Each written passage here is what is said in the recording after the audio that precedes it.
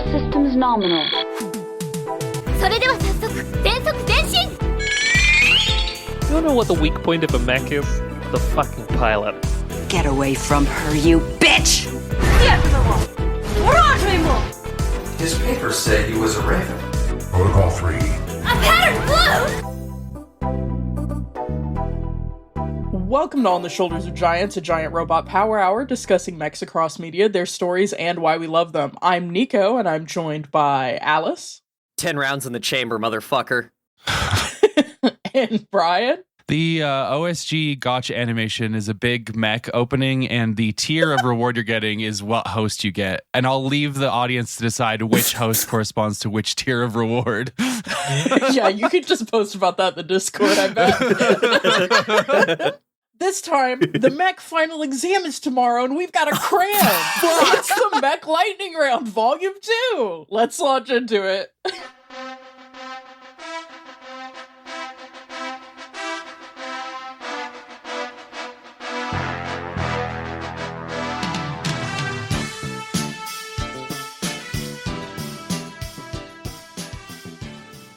Shit. I'm running to cram school with toast in my mouth and the butter is Mechs. In the OSG gotcha animation, I'm like in Uma Musume when the one girl is running forward to open the door. That's me, but I'm in a plug suit. Mm-hmm. We've all... Look at the amount of ice they used in this drink, by the way. America's doomed. What the fuck? Yeah, that's grim. That's just really think about the grim. energy consumption to make that ice instead of just giving you more drink. Yay! Yay! Everything sucks. I like the lightning Okay. rounds. They're much more casual. This is much more fun. How is everybody doing? We haven't done a check-in on the pod in a while. Let's timestamp this. It's America's 250th. Rest in piss. Christ. Inshallah, someday we will defeat the great Satan, by which I mean the country I live in. Yeah. A series of words that has now put me on a watch list. But anyway, fucking fireworks until 3 a.m. Love it. Love it. Hell yeah. Well, Ghost sent me a concerning screenshot, just to give you both a heads up, about the quote, gift for your next podcast anniversary. Another quote, you can just pay people to say things. I'm afraid the cameo screenshot had no I don't know what details, Ghost but is I am doing, afraid. but somebody needs to stop them. So He God got knows Tamino. what that'll fucking be. Tamino's on Cameo. He got Tamino. Yoshi Tomino to say that Charbro is real. Which is not hard, to be fair. Ghost did not have to pay for that. Things are Ghost rough just for brought it up. Tomino, if we're being honest. He's really tried to do the side hustle thing, after G-Quux fell down a hole. Can you imagine if it was Autumn instead? Well, I love to support small indie creators, so I'll be Like very Hideo interested Kojima? to see what that is. The thing is we've covered so many different properties that have voice actors. It's concerning. The thought. There's no way to know. There's no way to know what's Does about the to happen guy to who us. did BT have a cameo? Oh no! Does Jennifer Lopez have a cameo? Jesus Christ. So what kind of episode is this? What are we doing? What are we I'm doing sitting down here? and I see something on the whiteboard here that says pop quiz today. Alice, this is a very special episode. I normally don't ask you what we have to do until much later, but Alice, what do we have to do today? Well, Nico, we've got to rate these goddamn mechs. We literally do! Welcome to the lightning round! This is our second one. Yeah! Every episode is somebody's first episode, which is grim when you listen to some of our Sorry. episodes. Can you imagine if somebody's first episode was Price of Smiles Part 3? We're 'Cause it historians cataloging these things, and we every time we hit publish, it's because we have finely tuned a narrative in that episode that reflects the media. So if you start at Price of Smiles Part 2, you're fucked. Yeah, you are Right. fucked. So this is volume 2 of the Mech Lightning Round. The first volume of this was episode 39 early last year. Time is fake and we're all dissolving into dust. Yeah. Hey, a little over a year between them. That's pretty good. People should submit more, is my one takeaway from that. Too many of mine made this list, and they weren't good. 2 of yours made this list, but I agree, it was too many. So the purpose of the Mech Lightning Round is to take a look at small-time mechs. My first draft of this, I wrote mechs that don't matter, and then I realized it was really mean to say that. No, at least 1 or 2 of these don't matter. We're on a tour. We're on a safari tour through the biggest pieces of shit we've ever seen. I love to go to the zoo and just point at things and say, you suck, Yeah, why are you here? You're cool, I'm out. So these are mechs that are incidental to the story they're in. They're not the focus. It's typically, it's not a mech media. They only show up briefly, may still be interesting to discuss, albeit not for the full length of an ep. The exception to this rule on the lightning rounds is sometimes we do feature things that are just really short and cool. So... Or like if somebody submitted something and it like ends up like last year I remember we did Zia Rhymer, which is like a full on mech media. Yeah. Oh, that's true. Yeah, I guess our criteria is just I don't actually want to record an episode on this. The criteria now is you have to pay us $30 to the Ko-Fi. I'm just kidding. Always on the grind. First thing to get us to do an entire episode. Throw money at me. I'm a little whore for mechs. Clip that. No, but in our mission to record and talk about every single mech that's ever existed in media, That is our mission. We've got to do them in some of them in chunks, because like Yeah. we can't do a whole episode on what's a good one, Firefly from ZZZ. Like she turns into a mech for part of it. That's something. Right. Do we really want to do an entire series on strike witches, or do we want to shove it into a lightning round? I want to do an entire series on Girls Frontline. No, okay, Nico, how is this going to work? Okay, so how this works is we have 10 mechs that have been culled from 2 lists. So initially when we started this format, we just had a list going in like the private host Discord where we were just throwing things that we thought would be interesting. And then we actually opened it up on the OSG public Discord. There is a channel, the Lightning Round submission channel, where people have been tossing some pretty cool little mechs, different ideas. Yeah. I went through at a completely arbitrary criteria, grabbed 10 of these bad boys, threw them on a list. What we're going to do is we're going to go through them pretty quickly. We're going to take a look at them. A lot of people submitted images. I've put wiki links. There's also some YouTube links we could take a look at briefly. We're not going to embed any audio to my knowledge, but like, you know, we'll have links to the stuff in the show notes. And we're just going to completely vibe check them. We're going fast. This is not let's weigh up, you know, this is so cool, but this isn't I have to cool. turn this paper in by heart. the end of class. Yeah, from the heart. You got to do your homework in class. I didn't study.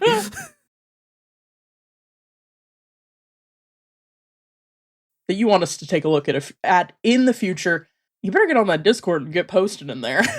Because we've got a dedicated channel. And I'm starting to try to do little check mark reacts when I check some of these off so that I don't duplicate. The funny part is I do that to my boss at work, and I once told her, I was like, hey, I don't replying, yeah, that's done, so I'm just gonna send this green check mark emoji when I complete things, and it's made my life so much easier. I'm just like Alice. People are saying this. That's right. But yeah, basically we're cold reading these mechs, but our ratings, of course, are still absolute law and forever binding. Yes. Just to get the ball rolling, I did have kind of a warm-up question, because I'm not going to get to go, what did you first know about these mechs from? You didn't know anything about these mechs. What kind of media do y'all think would be the funniest to unexpectedly find mechs in? Ace Attorney, thank you. Okay, as a background character, as a victim, as a murderer, as a lawyer, what are you thinking? Yes, and then also the courtroom.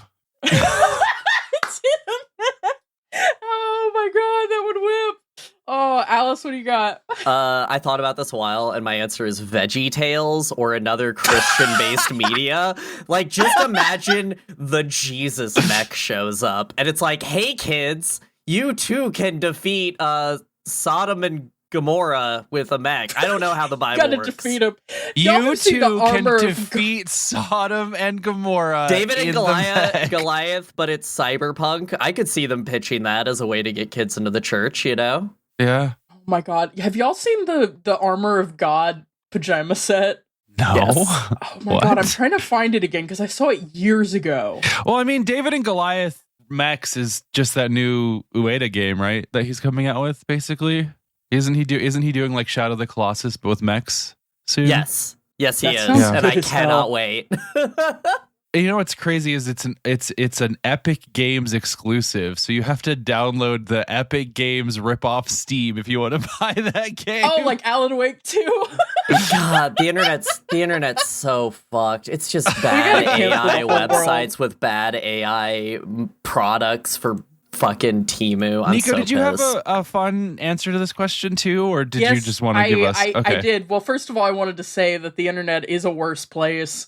I once upon a time saw the Armor of God pajama set, which looked like a shitty Halloween costume, but was made out of soft fabric. And like the shirt would look like an armor piece, and then the pants look like armor pants, and you could put your little child to bed in it.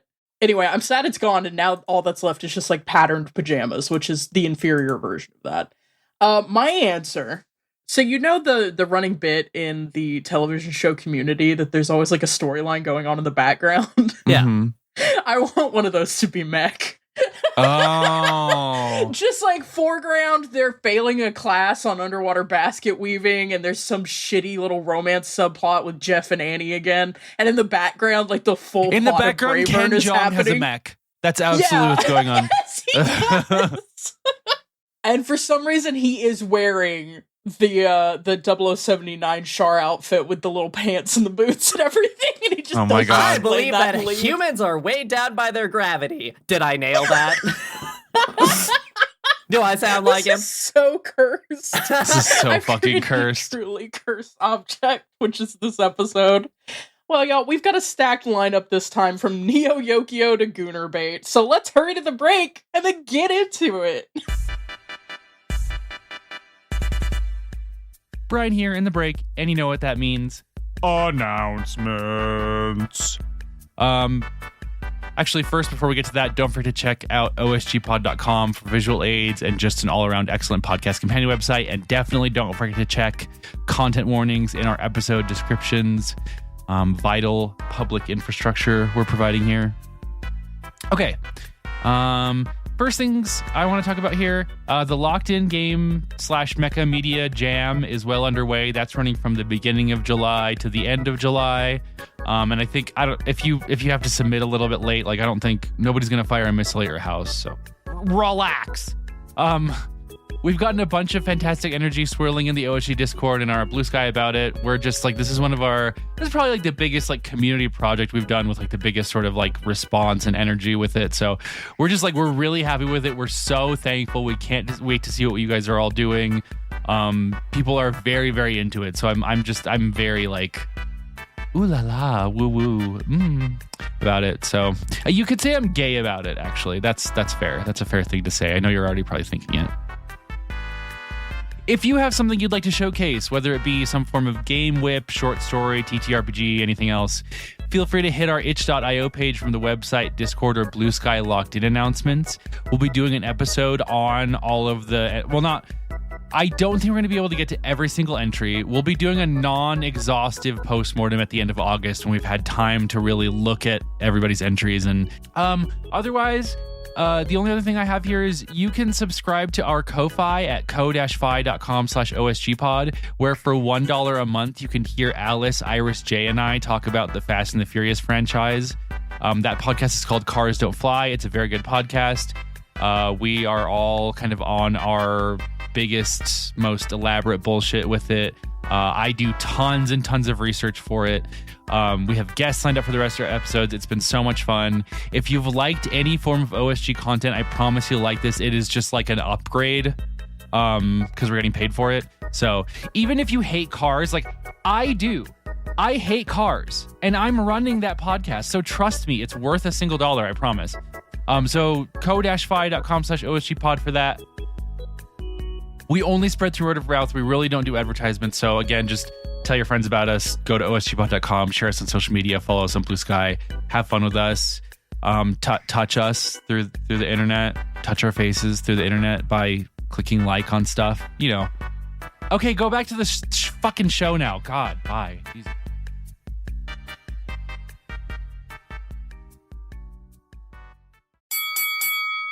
Round 1. Submitted by our beloved friend of the pod, John, aka AB. We have Charles from Neo Yokio. I had never heard of this character. Have you guys seen this scrolled show? up. Did you guys see this when it came out? The Jaden Smith anime? Okay. The Alice plays conceit stuff. and the art style and the animation and the marketing are all It things has that did not speak to me no at all, so I reason did to not be watch this. To be as well written as it is, and as well animated as it is, and then Jaden Smith is there. It's so good. I don't think this looks very good. Better than Invincible Season 5. Hot takes. Anyway. I just want to say on the wiki page, it says, "We do not truly know the extent to which Charles' abilities end." That's not a sentence, but I like it. I like it as a phrase. Obsessed with the art for Charles. It looks like the fuck, what was that game we played? The Mech Chevalier cover. Oh, I guess kind of like a bad version of it, yeah. All right, I put in 2 YouTube links. Have y'all seen these yet, or are we gonna experience them in real time? I didn't see the second one. I only saw the first one. Oh, the second one's the most important, some might say. You can The second one is so important. In the first one, we have Charles in an elevator consoling the main character, of course, played by Jaden Smith. I've seen the screenshot of "You Can't Have My Big Toblerone." I didn't know how much a big Toblerone just sort of came up in the plot in like the script Multiple times. Brought to you by Toblerone. I almost forgot to say. So what John had to say about this is he's Jaden Smith's mechanical butler who can be ridden, and he's played by Jude Law. Yeah, okay. And in the second clip we get to see Charles's pilot, who apparently has been there the entire time and is a separate entity. Yeah. And Jaden Smith gets roasted by his friends for not knowing how mecha butlers work. It's a pretty good guy. His friend saying, like, not exploring life is a life not lived or something. Whatever. When they're in the Japanese-style bus driving home with the mech on the trailer, and the character's like, "Man, I liked being a panda furry, and man, I liked being a sexy lady trans." And Neo Yokio has something for everybody. I think the design is kind of, you're making it's a giving mech Pat and a labor non-mech. a little bit. It looks like somebody traced a Gundam out of a My First Gundam art book. But then or they something. tried to give him a mouth with the panels It's got in the some front. Transformers energy. And then he just has like regular anime eyes in there. He's all white, like RXO unicorn. Mm-hmm. He's just like the unicorn in that I don't like the way he looks. No, that's so evil. Sorry, I finally scrolled down to the trivia on the wiki page. Charles is inspired from Mobile Suit Gundam RX-78-2, particularly piloted by Sadie, which is an evil thing to say. They also bring up the unicorn. His head appears to resemble the EZ-8 from Mobile Suit Gundam, the Owen Domestic. Yeah. Hey, yeah. Who's out here updating the Neo Yokio wiki? Who's doing that? Sorry, Alice, the fandom. I don't want to put Wiki's name on a fandom. A hero. Hero, thank you for your service. All right, y'all. What are we thinking? Alice. Man, there's so many better butlers and there's so many better mechs. The only thing that saves this is when a small Chinese woman pops out and says, "I've been piloting it the whole time," and you've basically just been talking to Alexa. So this is going to be a 4 out of 10. It's solid. I liked this show in a wow, I love hating things way. Brian, what's the vibe? In the immortal words of Shania Twain, this don't impress me much. I'm gonna give it a 4 also. Thank you. Can I get everyone else's ratings in the form of a Shania Twain lyric? Shania Twain. And for me, because I count Jude Law as an honorary homosexual because of what he had to say about Sherlock Holmes, A Game of Shadows, my Shania Twain rating is "Let's Go Girls." I'm gonna give this a solid 5. So 1 point above you. If Jude Law was really an ally, he would have done something faggy as Dumbledore. But that was Do you that think was J.K. a great Rowling would have poll. let him? She would have killed him on set. just saying. Round 2. On to number 2. Anthropomorphic Battle Engine, or Abe, from Codename When I saw Steam. this, I cannot explain how much I hooted and hollered because core memory. So this was submitted on the Discord by Cryo, late of this parish, late of Alice making Cryo stream for uncounted hours. Hey, in we finished the celebration of Usonian this- campaign! Woo! Iron Harvest! You defeated America! Speaking of Iron Harvest, let's talk about another kind of Steam-based engine. Yep, this is a steampunk 3DS game that's America-themed. Yeah. America during the time of Lincoln being invaded by aliens, and the only thing we have is cool steam powers, including a Native American lady who uses a hawk. Yeah, it's of that time period, It's I think. such a game. You know that post that's like, I got Godzilla Shin Godzilla. Somebody was trying to watch Shin Godzilla on the plane and they started the wrong thing, and it was like this family drama, and they're like, oh my god, they've got all this to deal with, and Godzilla's gonna show up? I'm like watching this trailer and going, oh my god, they've got all this to deal with, and they still have to abolish slavery? They still got to abolish slavery after this. Game. We still got to abolish Shout out slavery. to Intelligent Systems, because I think they have made some of like some of my most comfort games were developed by Intelligent Systems. Yeah, But agreed, this agreed. does not. I'm really not. I don't know how to read this trailer. Yeah, I don't really know what to do with this. It's like an XCOM, but you are Yeah. specifically weird American stereotypes led by Mecha Abraham Yeah, Lincoln. it's like No, it's real Abraham Lincoln. He just pilots a mech that Yeah, looks he's like the pilot Abraham of Lincoln. Mecha Abraham Lincoln. I have to say, I think this is the second piece of media I've seen that specifically featured both Mechs and Abraham Lincoln. I think the original was a short story in the Difference Engine anthology, which is weird that this has happened twice. one of the cool, and I'm just gonna say it. There are some W's in the video game BioShock Infinite, and I think one I of knew them you were are the gonna bring George it up. Washington. I just think the George Washington and Abraham Lincoln robots are cool. Oh, I stand Yeah, by it. but- I still like that game. I will defend it to my death. But to I won't. okay. Ratings. No, I'm kidding. Yeah, no, we can rate this. Alice, what's your rating for this thing? The fact that you have a cockpit view and can punch a giant alien in it puts this very high for me. The mythos around it is hilarious. They fly around in a giant helicarrier with Lady Liberty on front with a giant torch and airdrop Abe Lincoln down. And I looked up more videos of this because I was like, I got to remind myself how much of this actually appeared. It appears in 2 boss fights, as I recall correctly, from the videos I watched. And you kind of just punch people, and it's beautiful, and I love it. This is gonna be a 9 out of 10 for me. Jesus Christ. If there was more mech in this, I would make us cover this game, if I'm being honest. There's just not enough. Bri, what's the vibe? Yeah, I don't think none of what I'm seeing is doing it for me. No, it's none of this appealing to you. No, I'm not seeing a single. I'm not seeing any emancipations being proclamated, so I'm going to say 4. Emancipation's proclamated 0. 0. The pop-up. Yeah, I'm gonna say it. I did not enjoy BioShock Infinite, so I started having war flashbacks when I saw this many flags Yeah, and exactly. tears, and y'all, I'm not a good gamer. I'm No, sorry you're for not. an anecdote real quick. I borrowed BioShock Infinite from a red box. So let's have a throwback. RIP Redbox. And shout out to every hero. Most places those were installed don't want them anymore, and there's no company who will remove them. If you have the ability to remove a red box and want one, you can go ask, and you can probably take one. But What a weird I 10 checked it years out. Redbox was. I know. But yeah, so I checked it out from a red box, which meant I was up against the clock, and I got stuck on the Songbird boss battle on the airship. And Oh, we that were one living sucks. we were living in a travel trailer at the time, so I'm standing up because the gaming had gotten heated. I hadn't said any words I regretted, Lock but the gaming had fuck gotten heated. in.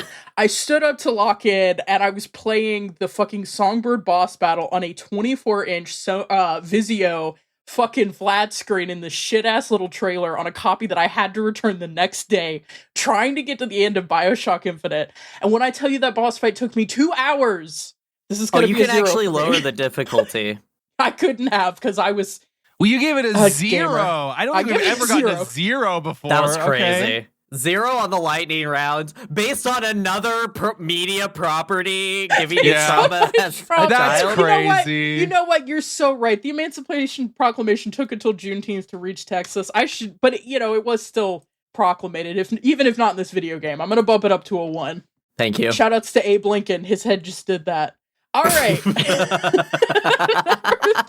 3. Round 3. Metal Armor from the Surge 2. So this was submitted by Sasha, Late of This Parish. I said Late of This Parish last time. Of Yeah, the you did. Discord, of modeling fame, who had this to say. The main thing about it is how it interacts with the game's mechanics. It is pretty much designed to be as antagonistic and hostile to the protagonist as possible. All of its parts directly serve a function, to the point where it has no body, but instead just a cockpit with legs and a turret. And the cockpit has a glass canopy in front. Which, listen, Hanging dong. always stand in your truth. Hanging It is- dong. It does have a bold and This is a assertive Metal stance. Gear. Oh no, Yeah. it is. It has real Ray vibes. Also, okay, so when I read this one in the list of the ones we chosen, first off, thank you, Sasha, for reminding me that the Surge series exists and got 2 games. Which, like, if you guys haven't played it, it's Dark Souls Power Armor. But like, kind of that's kind of what it janky. looks like. It looks incredibly frustrating to play. This looks clumsy as hell. I gotta say. I had to put it on the lowest setting, and I didn't even play the second one. I watched somebody play it through because I just liked the story. So that's where I'm at with the Surge. I do gotta say, I like its little steppers. It's got little hooves. I like anything piloted by an evil general of an American military industrial complex. Nanomachine, son. I don't know if you got to the part yet in the video, Brian, where he gets ejected and thrown out of the cockpit, and then the mech becomes a stationary railgun turret, which is just very peak. We played Iron Harvest Usonian campaign, and this reminds me of William and his power armor. Or BT and the pilot in Titanfall 2. Just pop out. Just hop out. Just hop out real quick. The area Oh my defense, god, he really gets flung out. The area defense that the suit, the mech itself has, the metal armor, is really cool. Like, it has, like, it shoots down fire to keep people away from it. Like, it's in the Surge, everyone uses melee weapons except for some people use ranged weapons like bosses. And so, like, again, it's Dark Souls. But, like, the way that they do this is being, like, in a Dark Souls, he would swing a giant blade and knock you back. In this one, he shoots a giant laser beam around himself. Yeah. Yeah, I will say I do like the it's interesting because I'm used to seeing like this kind of boss battle with kind of very fluid animations, because, like, you know, I've seen Bloodborne boss fights, I've seen Elden Ring boss fights. Like, they tend to have more fluidity and motion, but obviously this thing has kept that kind of clunky, machinic kind of vibe. And I do like that it becomes a turret after it dies functionally. That creates the phase 2. I like that as a concept. I think that's fun. It does, I agree with Brian, it does look like it's fucking insufferable to play. How do we feel about tripod style mechs? We've never really, like, I'm voiced into 'em. opinions. Yeah. I love them. I think they have the right amount of freaky. All I ever think about is the Striders from Half-Life 2, which haunt me to this day. Sure. I don't know. Or what was that bad radio drama that had tripods? War of the About Worlds. War of the fucking World. I think they did a really good movie in the recent years about that. Brought to you by Amazon. We're recovering from the Atlas episode. Alice is back in the hot seat with the worst things anyone's saying on the podcast. You say this to me today on the fucking 85th anniversary of Citizen Kane? Orson Welles' War of the Worlds is not good? Anyway. I liked the new one with Ice-T. Yeah, I'm sure you did. Alice, what's your rating of the metal armor from Surge 2? This is a 7. Solid. Wish they appeared more in the game. I like this kind of very specific sci-fi mech with a railgun on it. And then him being able to dismount and use it as a weapon even after the legs don't work. It's great. I don't know. It's so function built, and that's my shit. Yes. So 7. All right, Bri, how are you feeling? I love Metal Gear. It hits every time. I'm gonna give it an 8. Nice. Yeah, I like this one. It reminds me of, I wouldn't be surprised, I don't know what year this came out, but I wouldn't be surprised if this was either a touchstone or it took inspiration from Horizon Zero Dawn. Yeah. Horizon doesn't have mechs, but like it does have a lot of these battle sequences where you come up against something that is so inorganic and so machinically communicated in visual design and in animations. It's a vibe. I agree with Brian. I'm going to do an 8. Round 4. All right. Next, Rex Salazar's Mecha Evo forms from the cartoon Generator Rex, which is a Cartoon Network original. This was submitted on the Discord by Lady Aster, who pointed us at just the kaiju-like original form, but we can take a look at all of them. I've linked the wiki here because I wasn't finding a lot of good videos of like... Yeah, it's hard to I get looked that up one. one that I kind of found, but Cartoon Network keeps that shit on lockdown. Yes, they do. Yes, they do. Yep. As far as I understand it, yeah, Alice, what do you know about Generator Was this an Rex? era of Cartoon Network you guys watched? Were you ever Cartoon Network kids? I was, but this was way after my time. Yeah, I was only briefly because we couldn't afford cable. That's real. It was like whenever we went to a motel, I was watching Cartoon Network. We got cable like at like when I don't know, when I was like in early high school, and so I did a lot of catching up. But this I'd never even heard of this before. So 3 things we always had in my house growing up. Number 1, Coors Light, the banquet of beers. Number 2, marijuana for smoking. And number 3, cable TV for sports. Because we were American white trash. So I had Cartoon Network. Did watch this. This was past my era. I'm forever 17, but showing my age. Never watched this. I did watch a couple of clips for this, and honestly, seems neat. I like it. It's very much that kind of Cartoon Network show. The idea, from what I'm understanding, is that he has like a suit that lets him do a bunch of cool stuff, and one of them is turning into a big thing. He builds things, it looks like, and then he also has the suit that lets him transform into things. I kind of like it. It's like nanite based. It's kind of neat. It reminds me of things like Danny Phantom, Ben 10, that era of apparently they did a big crossover with Ben 10, so it's like very much okay, that world state. That kind of like young guy who has a sort of alien power that lets him do extraordinary kind of things. Can we talk about the original full Evo form that's alluded to in the materials and that I could not find a video of, but there's a picture of when he transformed into the full Evo suit and just went Mazinger Z. Yeah, he went Mazinger Z on the city.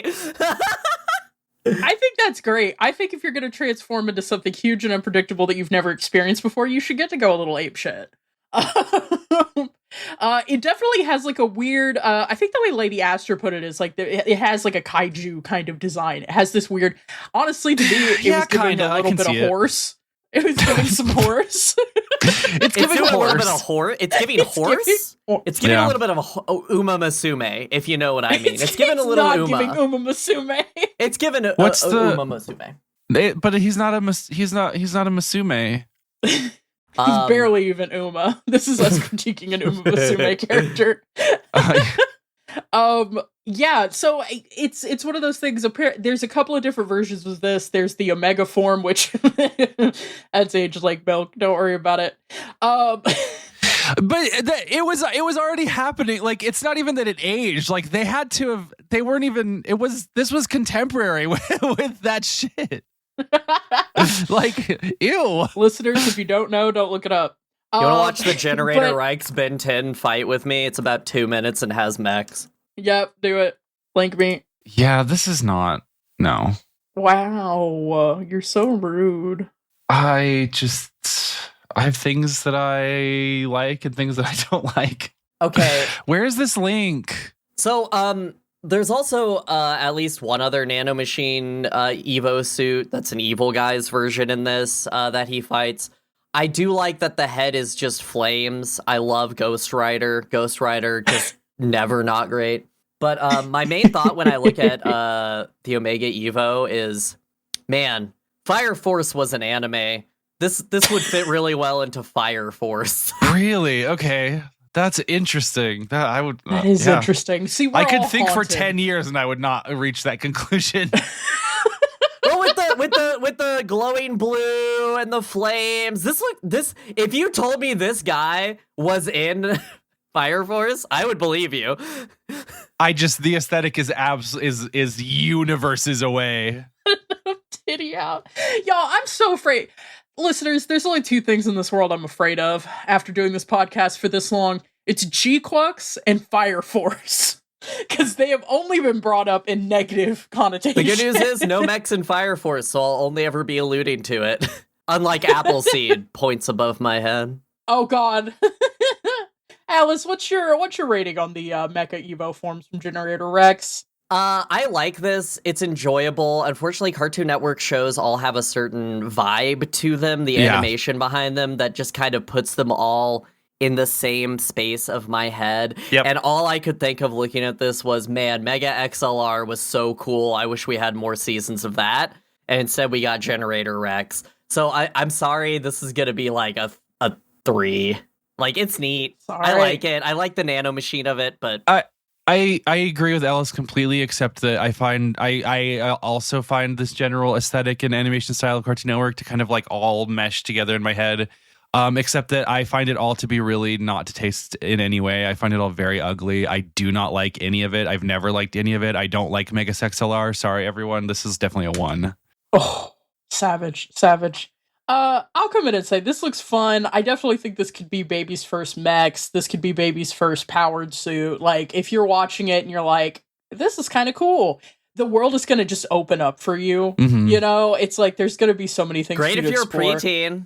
Yeah. So, I mean, again, like, this is also not my era. I missed this completely. I went straight from watching Sagwa on PBS because my ass did not have cable to well, no, I didn't watch that. To Martian Successor Nadesco. So I kind of jumped over this one. Yeah. But I can see it being good for some people. That's funny, actually. I'm gonna give you it did a a little 4. bit of acrobatics there. Nice. Just a little bit. The just acrobatics a little of being flip. under the poverty line.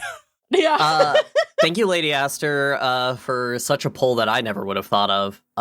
That's the best part about when people submit them is like, we can't see every media. Yeah, we don't know what happened 10, 20 years ago. I'm only 17. And how long have you been 17, Alice? Oh my God, shut. Inserting my own thought here that I just had. When people submit ones, should we get them to submit a score with it? Or would that muddy the pool? I mean, we could. I like when people just submit like images or maybe talk about it. Definitely, hey, if you're submitting, I would love to hear your like why this one stood out to you. Like I said, I like the little description Sasha gave. Exactly, that's what I was going to say. I liked what Sasha was saying. Yeah. I like that John brought it to our attention that Jude Law voices Charles. Because that did immediately make me pick that one. Round 5. I know I said these are small mechs. It's time to really weigh the backstory, sort of take into consideration like the history of this character and kind of all he's been through. Yeah. So Scampier on the Discord submitted the Darth Maul Lego mech. Fuck you, Scampier. This dude's Legos. This dude is Legos. Nico has in the notes, hasn't this dude suffered enough? I haven't watched the Maul anime thing. I know he gets spider legs, but does the mech appear, or is this just like a thing they made? Thank you so much for asking. Listeners may not know that I'm extremely mentally ill about Star Wars. I have also not watched the new Darth Maul show. The spider legs actually came from Star Wars: The Clone Wars. A star came from Star the Clone Wars Wars. Star Wars Clone. Star the Clone. If you look at the Clone Wars show logo, it is literally Star the Clone Wars like from top to bottom. So anyway, Darth Maul never gets a mech really. Darth Maul does get a brother. No, he does. I'm looking at it. and not in the show. Sorry, what I mean is not in the show. He does get a brother named Savage Opress, in case anybody was wondering. Hey, You can just call shit. I love Darth Maul. I think the way the franchise has treated Darth Maul in the last 5-ish years is like deeply infuriating. But this is Darth Maul. I think the most notable thing about this mech is that it has a mech-sized lightsaber. Yeah, that is pretty great. It also comes with the little Darth Maul minifig with his fucking titties out, which I love. Yes. What? Get them How out. big that Kaibar crystal in there? That is a good point. Large Kyber. It's like Could I get an XL Kyber, please? for my mega dog. It also has like a holster for the lightsaber on the back, but in all the images, the lightsaber is still just on, and I just think that that's funny. Well, that's like Gunpla too. Like your beam sabers are always on because it's I always stick. unplug it. I take it out when I. You do not take it. Shut the fuck up. I take. Well, you don't want to burn the power core out, so I always. I hate you so much. What is your stupid rating of this Legos? I ordered one for pickup from the store. 1 out of 10. You did not get a Darth Maul Lego. Guys, they're only $18, and they have an app so that people who are as dumb as me can build them easily. And there's so many ways to play. And at ages 6+, I can build this. No, but this is a 1 out of 10. You get a gift with purchase. It's Koenigsegg Sedair's Spear steering wheel. It's a Lego Forza steering wheel that looks great, I guess. Hey, I'm gonna say it now. Officially, Lego has jumped the shark 10 years ago, and why are we buying that little plastic for that much money? Build Are a you gun telling me you don't want to become a Lego registered trademark insider? Do you know they have the Project Hail Mary as a Lego set, Nico? Of course they do, because it's for nerds. Yeah. It's just I for dads Lego. to put on their shelves now, right? Sure. So is Gunpla, so I don't know why you're yelling I at play me. with my Gunpla. Owned. I do just love the banner out at the bottom that says "Unleash the power of the Darth Maul mech." No one. Brian, needs what do you to feel do about that. the Darth Maul mech? I love Darth Maul. I love Lego. I love a giant. My dream for Star Wars is for there to be more mechs, and my dream for Star Wars is for Jedi to pilot mechs that have giant lightsabers. This is fulfilling a power fantasy of mine that I've had since I was like little. And I love Darth Maul. I've also loved Darth Maul since I was little. One of the first movies I ever saw in theaters was The Phantom Menace. So Darth Maul has been part of my life. I'm gonna give this. Darth Maul's always been there for me. Darth Maul's always been there for me. I'm gonna give it an 8 for sentimentals. I think a lot about the fact that my man straight up got cut in half, and then they gave him spider legs, and then they gave him a brother, and then I think they killed his brother, and then they think they killed his spider legs, and then they're also making him do a Disney Plus show. Yeah. Which, again, hasn't this man suffered enough? Have any mechs appeared in Star Wars Visions? I know, like the season 3 looks even more anime. But have they introduced a and mech there have yet? been a couple, and there's also like Imperial vehicles that are definitely mechs. All those. Yeah, I do want a Jedi mech. Okay, that's I need to see that within the decade. I want a Jedi mech that you pilot by like meditating Macross style. I want that so bad. I've always wanted that. Question, that would actually be pretty goated. Question. Yeah. On Dagobah, was Luke Yoda's mech? Wait, if you... Okay. Sinking too far into the entry plug I am. In danger of losing my humanity. Okay, I did just Google Star Wars Lego mechs, and apparently there's like 15 other ones, so... and they all kind of look the same. Who they got? Do they have Obi-Wan Kenobi? They have one that looks like an X-Wing. No, they don't. They have Boba Fett. They have... This clone shock trooper mech is sick as hell. Hold on, I'm posting it. Hold on, we're so back. And then you keep going and you get to the Ninjago ones, and we can't talk about Ninjago mechs yet. That we haven't unlocked. Yeah, people are scary about Ninjago. Okay, but what about Boba Mech? Boba Mech. I'm a real big fan of the Luke, because his is also an X-wing. That's pretty cute. I like the idea. But he has a giant mech-sized late.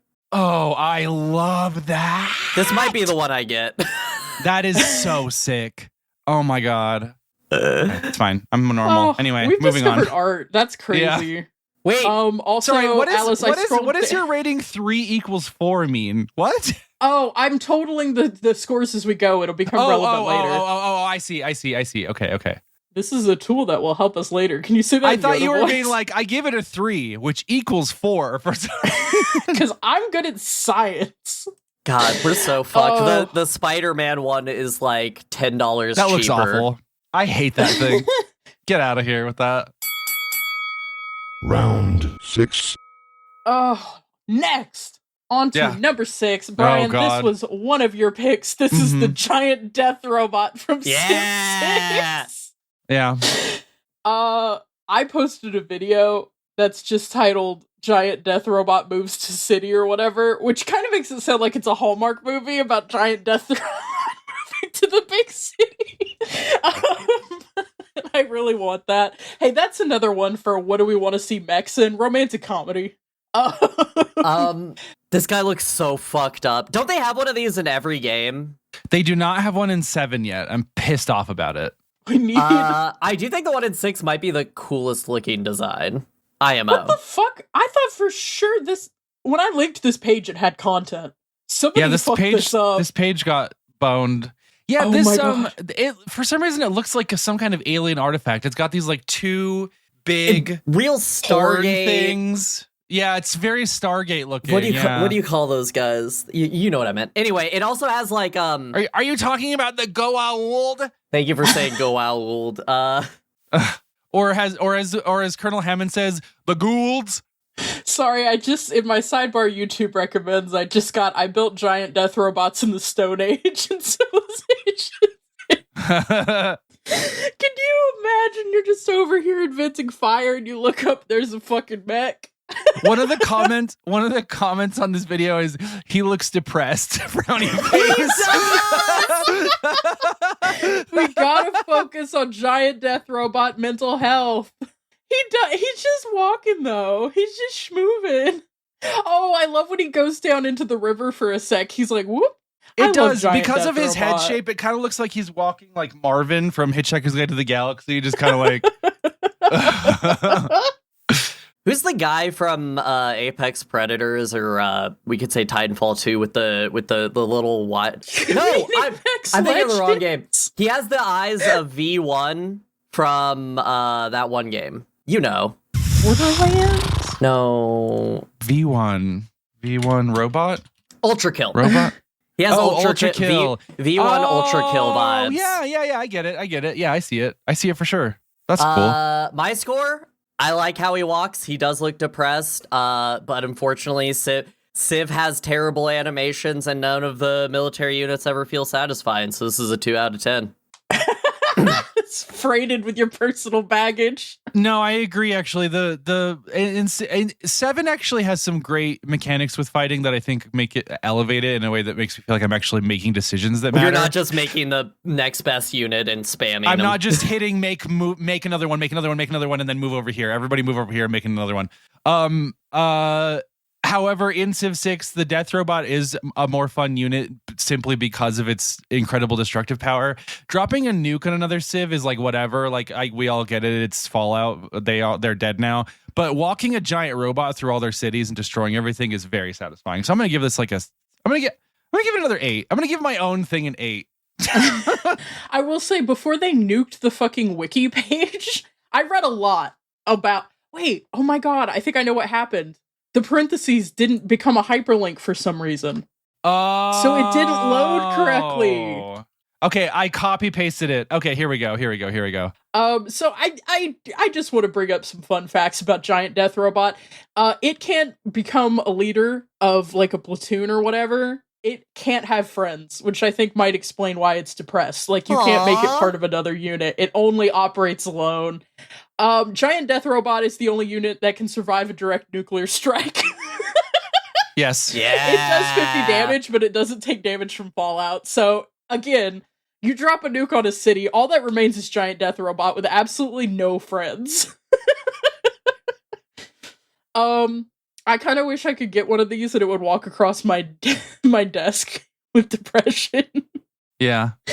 I'm gonna give it a 9. It delights me.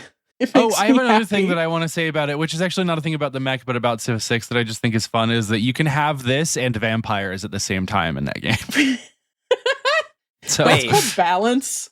Yeah. I know the called game's game not balance. realistic, but there are vampires. Yeah, it's like one of the last expansions they did. They added vampires, and you can also do a mode where sometimes you just get besieged by zombies. Oh, I love what they are tech billions. tree is vampirism on? The tech tree for vampires. Round 7. All right. It's time for what absolutely no one fucking wanted. It's time to take a trip into the fucking Hoyoverse with number 7. This is Seed and her dead dad Mech from Zenless Zone Zero. He's asleep. He's asleep. He's asleep. As always, fuck you, Hoya Voice. You're racist. You're predatory. You have a shitty business model, and you're a shallow company that's a stain on this world. Anyway, let's look at some toes. Let's look at some toes. So, if you guys don't, if listeners don't know, you should go watch the character reveal trailer because Hoyoverse just basically makes a mini pornography for every character release they ever do. And the one of this one, sometimes it's a little more subtle, but this is such foot fetish pornography that I like can't really describe to you. So my dad was asleep. He's also a robot, and I upgraded him a bunch so that I could have a cockpit inside of him, and you're never gonna guess how I control it.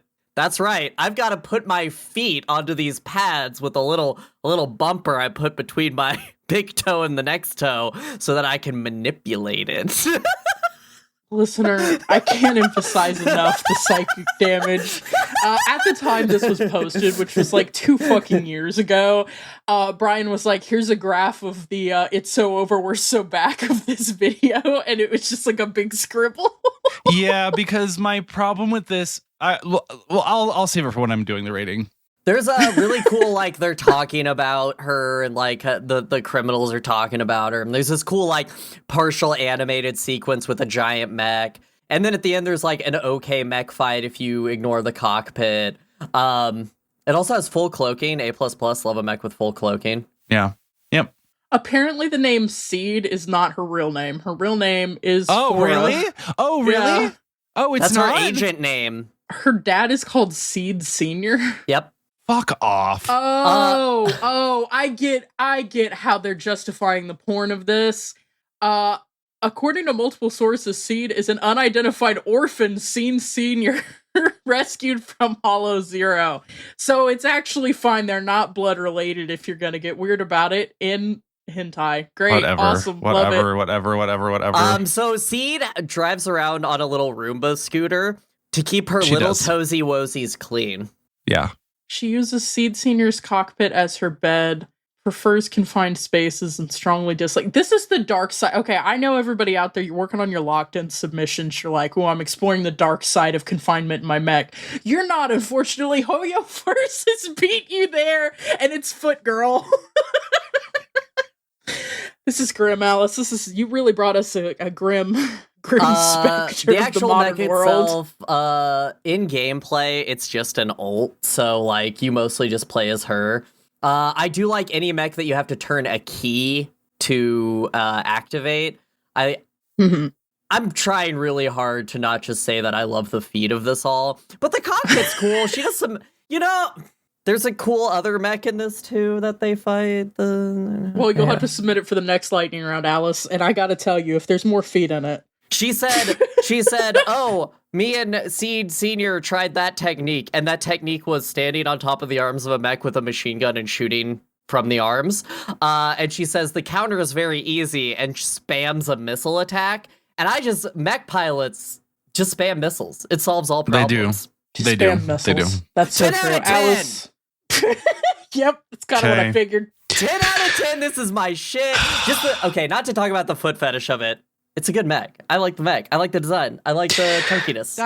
That's my issue, right? It's the same issue I have with all of Hoyo's crap, which is that like if you wrote down everything that was going on here on paper and emoted all the things about how it's basically a pubescent girl with mosquito titties that are almost basically fully out all the time, and then we have to stare at her bare feet as she manipulates them. I would say that sounds really cool. I think that the idea of piloting a mech with your like feet having like all that extra articulation is like kind of neat. Unfortunately, it's wrapped up in all of this other weird bullshit that sucks so bad. It makes me want to scream and like bash my head into the wall until I can't think anymore.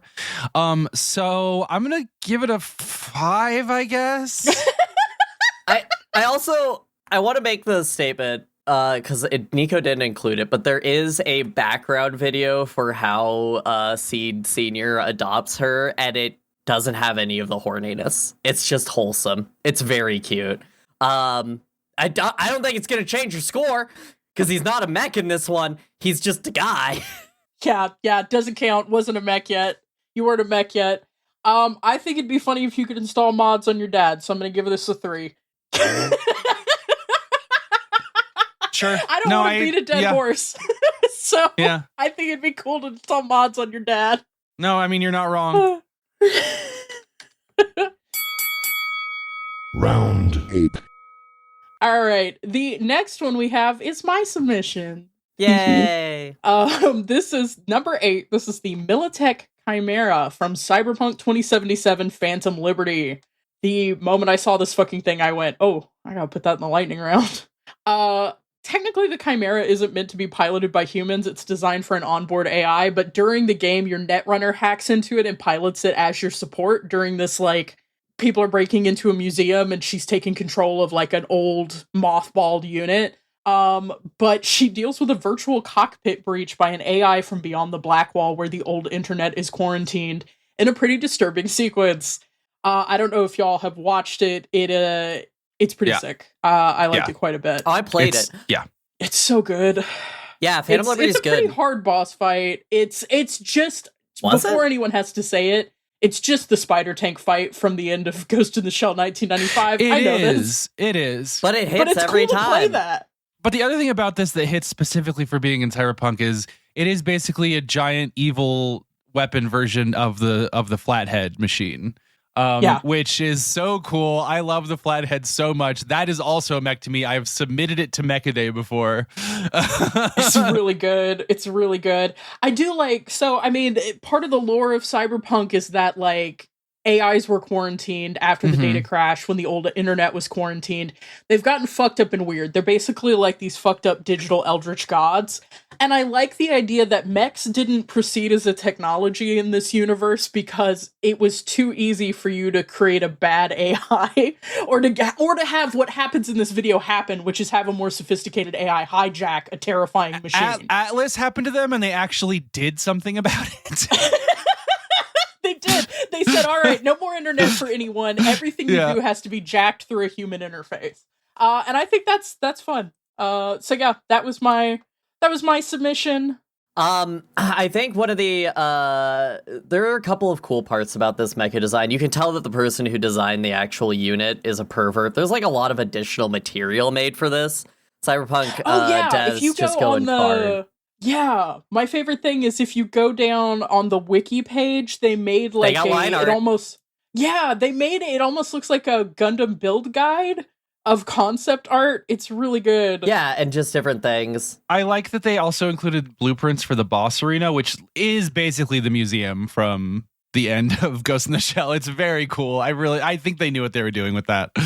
Something that's really neat is that they designed this as if it was a real military weapon, so it has, like different versions in the mythos. I like the reactive armor plates on the legs that kind of give it a spidery, hairy leg effect, but they also have drill pistons to go into the ground. I'm sorry. The weapons are great. You can shoot all that off. Love a laser anytime I see it. Love a death laser. But what really stood out when I watched this and when I played this is when you defeat it, you open the cockpit, and I swear to fucking God, that's a human skull, a chrome skull in there that you rip out. It looks like it. It looks like it. One of my favorite theses about AI as a thing is that it is always going to be cheaper to use a human brain and say it's a robot than to actually build a robot as sophisticated as a human brain. And so I love that Cyberpunk kind of plays into that, where it's like, hey, was this actually a guy? And it's like, well, we never know, and we don't have time to worry about that. The president's in a power suit, and she's walking away. All right, what are y'all feeling? Alice, what's your score on this one? I love this. It's hard not to love this. It hits a lot of things for me. I loved the spider tank fight. I love spider tanks. Anytime they go, they'll hit. I thought it could have been a more fun fight. I would have loved... I know because it's a first-person shooter hacking Netrunner game, you're not going to have mech-on-mech fights. But still pretty solid. I've got to give this an 8. It hits so many good beats. It just doesn't transcend to, amazing. I think Cyberpunk is doing enough Ghost in the Shell shit that the player character fighting it is enough mech on mech to me, especially if you have the mantis blades in your arms, which if you don't, you're making a mistake because that's like the coolest weapon in any video game. It is really cool. And I think I'm gonna give it a 9. This thing's great. And I like that the piloting here that's happening is your netrunner hacking in. And then I phrased it that way specifically. I like the idea of a virtual cockpit breach. Mm-hmm. Yeah. Because it's like, well, you've exploited a vulnerability to get inside this death machine. Anything else could exploit the same vulnerability. As happened in the movie Atlas, starring Jennifer Lopez. You might have a closed loop system, but they might hack you. That is a huge W for her. So I'm gonna also, I don't want to just, no, you know what? I gotta stand up my live your truth. This That's is a what 10. we're here to do. This is a 10. I was like, this is so sick. When it was happening, I was like, this is so sick. And then I got killed like 5 times and I was still going the whole time. This is so Didn't sick. happen to me. All right. Did drop a link real quick for you, Nico, in the Lightning Round channel that I'm going to need you to review. Oh no! Breaking news. Oh Breaking no! news. Breaking news. I'm scrolling. Look at how I'm small scrolling. it is. It's the size of a mug. Oh my god. So the original one from CD Projekt Red is no longer available, but it did go for $190. So this is actually a steal at $154 for the Chimera model. This is kind of a bargain. Well, actually, you know what they do have is they have a Chimera schematic lithograph, which is way cooler, actually. There's no, also, it's not. I know this want the exists. figure. There's an STL to print one of these. Yo, that print's kind of cool though. That print is It's so really cool. That is so fucking cool, dude. Holy It's a shit. Militech print. Here's the fucking thing, y'all, about Cyberpunk. It's really cool. Like, that game launched. I will never forgive them for how shit that game was at launch because I legitimately found the story extremely beautiful and extremely cool. For a game, so slight tangent. I've been playing Ghostwire Tokyo, and I've been thinking about Cyberpunk while playing Ghostwire Tokyo because Cyberpunk managed to do something that is very astonishing to me, which is my brain constantly fights against that type of game where you have a big map with a billion icons and a billion things to do at all times. My brain doesn't like it. It fights against it all the time. I get weighed down by all the crap. But that game touched me and emoted and brought things out of me in a way that almost no other video game has ever done. So huge shout out to that game. If you haven't played that game, like, I swear to God, it really hits. It really It's fucking great. hits, and I mean, to tie into what we do, recently Studio Trigger had a press conference actually on the 4th of July. The only reason to celebrate the 4th of July, frankly. Studio Trigger press conference. They announced 2 things. One that was kind of known because they've been dropping teasers. There's a new season of Cyberpunk Edge Runners coming out. I'm trying to find, there it is. The name of the big guy in it, in Cyberpunk Edge Runners. Okay. Have y'all Season 2. seen this? Season Have 2. y'all seen this? Yes, No. I have. It's so His good. name is- Oh, that's Hideo Kojima at work. That's Hideo Kojima at work. Weak Kingsley. Weak Kingsley. And he's played by Clancy Brown. That's incredible. Come on, give it up for Studio Trigger and Cyberpunk. Yeah, give it up. Round 9. All right, our next one. Brian, Yeah. this one was yours that you submitted. I had to do Yeah. a little Googling around to find the exact version that's like the full-size mech, but I would love to hear about both versions. Tell me about Ultimate Mechamaru Mode Absolute from Jujutsu Kaisen. Yeah, thank you. I love Jujutsu Kaisen. It's one of my favorite animes ever. I think Feast for the eyes. I can't get too into it because the thing about Jujutsu Kaisen that makes it hard to talk about is that it is very it can be very like, oh, hype moments and aura and cool fights. Hype. That is a huge chunk of it. The other chunk of it is those fights hit because the world building has so many like weird cerebral rules that the anime is very good at teaching you. And so when you see a guy in a fantasy anime about killing curses show up in a giant mech, he is actually following the rules of the world in a way that kind of hits. And so just to talk about it a little bit, Mechamaru basically has infinite chakra in a Naruto sense. Hell yeah. Because his body sucks so bad. Literally can't fight with The it. only time he can ever do anything is in this mech. Otherwise, he's bedridden and covered in bandages all the time. And I think that's cool. The other thing about this that is cool is that Jujutsu Kaisen loves to make references to other anime because Gege Akutami is a huge nerd. And this entire sequence is just an Ava reference. That's just It what really it is. It's You so can't- Ava. It's so good. So my understanding is that this mech, when it's not in the big mech form, is a dead body that looks like a robot. Do I have that right? No. So, when he's bedridden in his normal form, he remote pilots a little wooden mech body that walks around. I didn't That's know what if that he was a normally dead looks body. like. I was confused about some of the language that was deployed on the wiki. Yeah, he remote pilots that thing while he's bedridden. And it being out of wood is really cool because then in the animated fight scenes, the splinters go everywhere. It's so cool. It's cool. It's so good. And then the other thing about this that's Mechs to me that I think is fun is, and spoilers for Jujutsu Kaisen arc that's I think 3 or 4 years old at this point. This is Mechamaru's last thing he does. He dies here. And after he dies, for a brief moment, he can pilot this little wooden coin that floats around. And that's how he tells everybody else what's going on in the anime. He floats a little coin around and talks to them. I think that's incredible. This is great to me. This fight, the mode absolute is when he becomes the big Ava style, like really big, really big. You want to talk about scale? He get real big. Hey, here's the thing that's really cool about this. Because he has all of that pent-up energy, he has a fuel gauge, and that fuel gauge is his lifespan. He's like, I'm gonna really use 1 sick. year to charge a big fuck laser to fuck this guy over, and it's so good! Yeah, it fucking rules. This whip's so hard. Oh, that is really cool. Alice, what's your rating on Ultimate Mechamaru Mode Absolute? Honestly, like, when we talk about mechs, like, my usual credences are that it has to be kind of realistic and whatever, but, like, this follows the rules. Like, Jujutsu Kaisen has a set of rules that is very clear, and the fact that this exists in it is so fucking cool. And also, we love mechs as mobility devices. Mm-hmm. I don't know, that's pretty great. So this is a 7 for me. Honestly, if it weren't for, like, the fact that it's not a clunky fucker, it's It just doesn't kind have of a feet. shonen anime, but it follows the rules of shonen anime. I like it, and it's cool. Also, he has Sorry, where dreads. you at?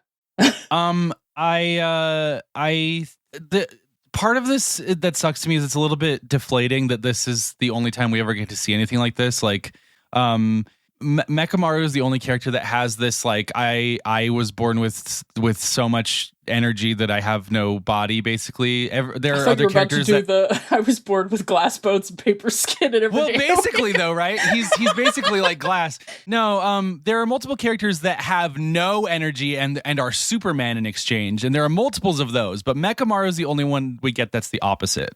And I'm sad that he's gone. I'm sad that they didn't really do much with him, so I'm kind of dinging it for that. However, one of the things that's not in this video is the guy he's fighting eventually gets into the cockpit and activates his ability, which is one of the craziest animations anyone has ever drawn. So I'm going to give this a 10.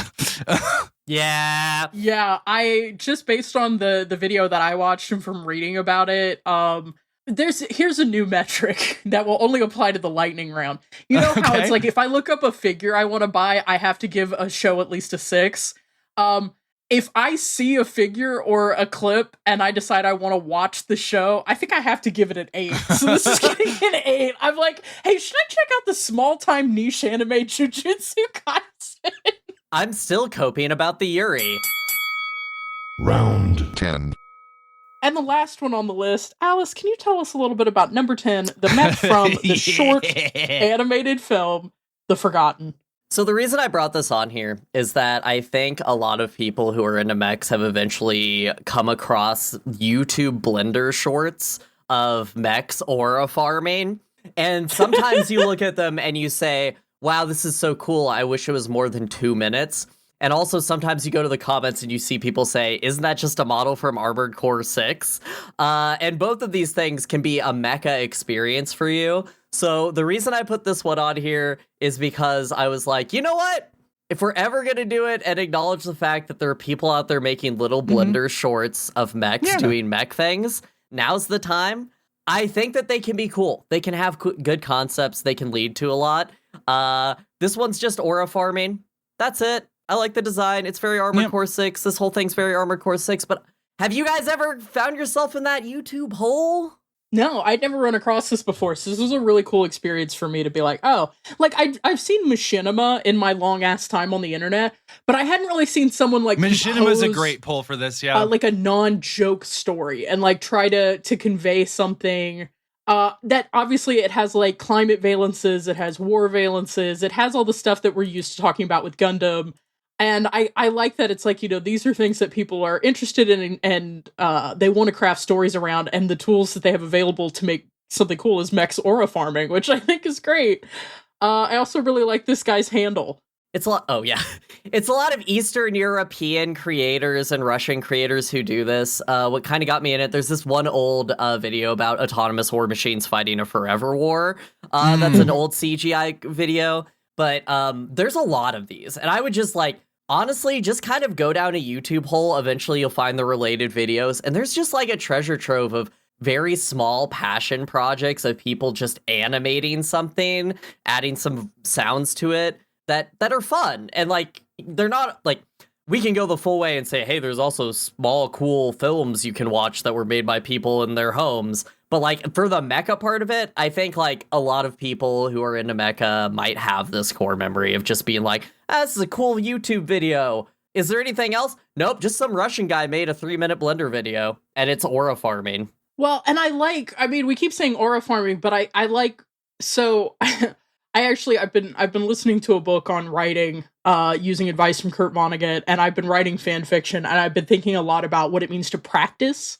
And I think it's really cool to think about these as like a great way to learn cinematography, because there's a lot on display in this short, like the way that shots are framed, the way that changing depth of focus is deployed, the way that things are the way the action is animated, both just like on a purely mechanical level of like, how'd you do this in Blender, but also just like, and then how did you frame the shot? Because so much in animation is about like, well, where did you put the camera on the model? And I think that this is such a cool way to not only play with the idea space of like, what if there was a cool mech and it looked cool in a cool environment, but also like teach yourself how to be like, how do I make that look maximally cool? How do I make a place feel desolate? How do I make something feel remote? How do I make a mech feel bigger? Like, this is really cool. I really love that things like this exist. It always makes me happy when there are like things like keywords this that are exist. cinematic, mech, Blender, animated. But you can find a bunch of these. Like just searching some terms, I just found like 6 more. And in a world of AI slop, the best thing you could do in the world is download a 3D model, teach yourself how to rig in Blender or whatever, and just fucking make a weird little thing. Please do that. And I'm gonna watch it 17 times, and I'm gonna comment. Hey, yeah, I this did. was sick. I watched it another like 3 times while you guys were talking. Yeah. There are some elements that I don't know really fit together, but yeah, it's super cool looking. This is literally they did a cool thing, which is I recognize some of this right away. Those are straight up Armored Core 6 parts that you can get in Armored Core 6. They just made some adjustments to them to make them look a little bit more uniform. I think it looks great. Yeah. I like anything with a Destroy Gundam hoop on it. Yeah, I love a hoop. I love the hoop, yep. I like the flying style, the thrusters. Unfortunately, it is very weak. Like, this is just kind of an Armored Core 6, but I wanted to put this out there to be like, hey, I want to acknowledge shout-outs that people are doing this. Yeah, totally. Specific That's great. corner from us. So this is like a 5 out of 10. It's solid. I love these. Yeah. I could get high and watch these shorts forever. I'm going to give it a 7.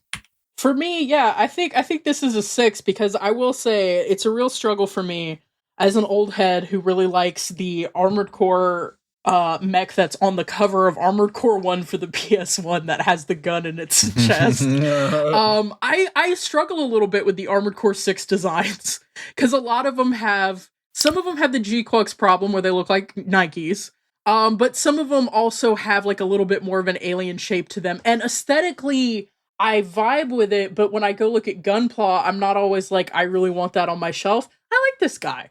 I would like this guy. I would put him on my shelf, and anytime I had to dust him, I'd pick him up by his handle. Little note, Armored Core Fire's Rubicon kits are available through Bandai, and they're pretty cool. Yeah, they are. My personal local hobby town always has a couple, so you can always check that out too. They're sick. If you want to buy one of those kits, hey, if you're like, Learning to use Blender seems hard. You can always go to your local hobby town, buy a kit, and just stop motion animate one of these. Stop motion anime is Hell easy. yes. It's Yeah, easy. it's so easy. much You can do easier it. than just learning Blender.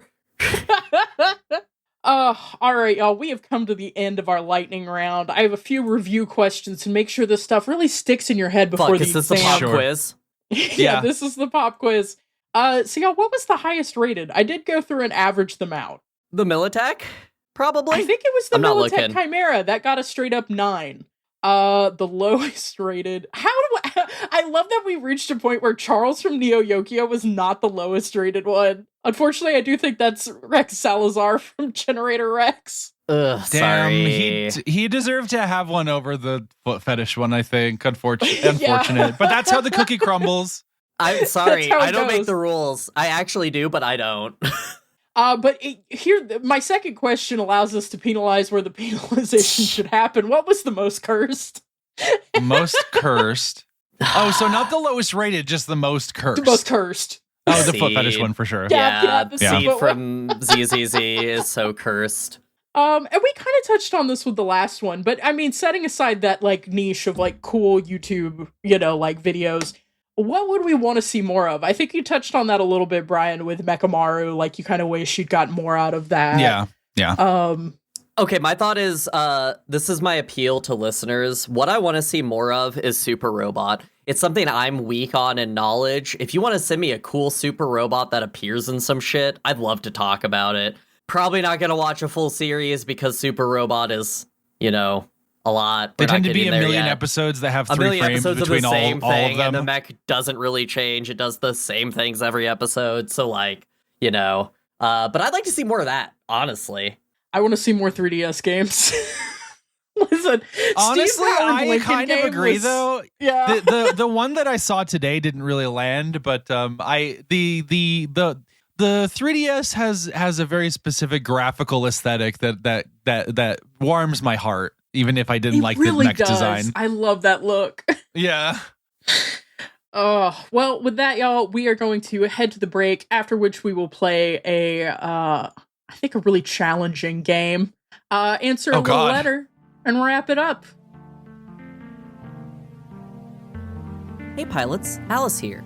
Not to be an anime heroine with you here in the break, but well, I called you back behind the school for a really important reason.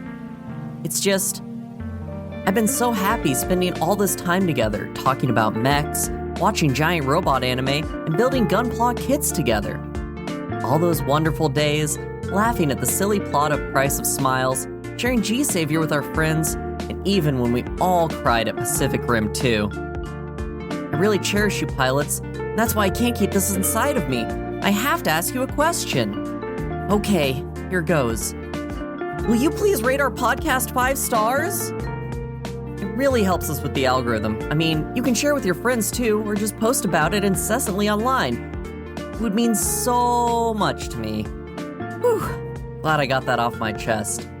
Well, alright pilots, see you back in the episode.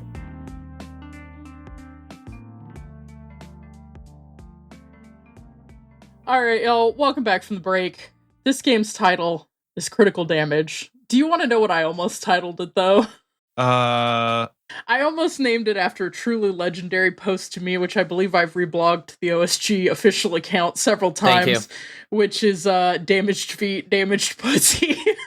And then somebody made a mech diagram You should showing the have done damage. it. We're changing it right now. Damaged All right, feet. we're renaming What the is game. it? This is Damaged Feet, Damaged Pussy. Okay. Let the official record show. Oh, let me read the preamble here.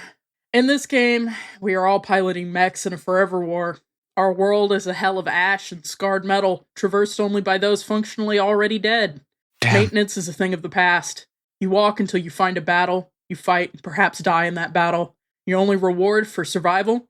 To trudge onwards to the next brush with death. So anyway, I was sent an insane U quiz. We're all gonna take it together, and whoever's mech is the most functional in spite of their damage wins. This Okay. U quiz is called "Let's Pack Your Lunch," and I'll tell you which of your limbs you would lose in war. What? Okay, I'm putting my name in. I'm starting. Are we going? let's Are we get like? started. I'm gonna read the questions out, and then you just answer as you go.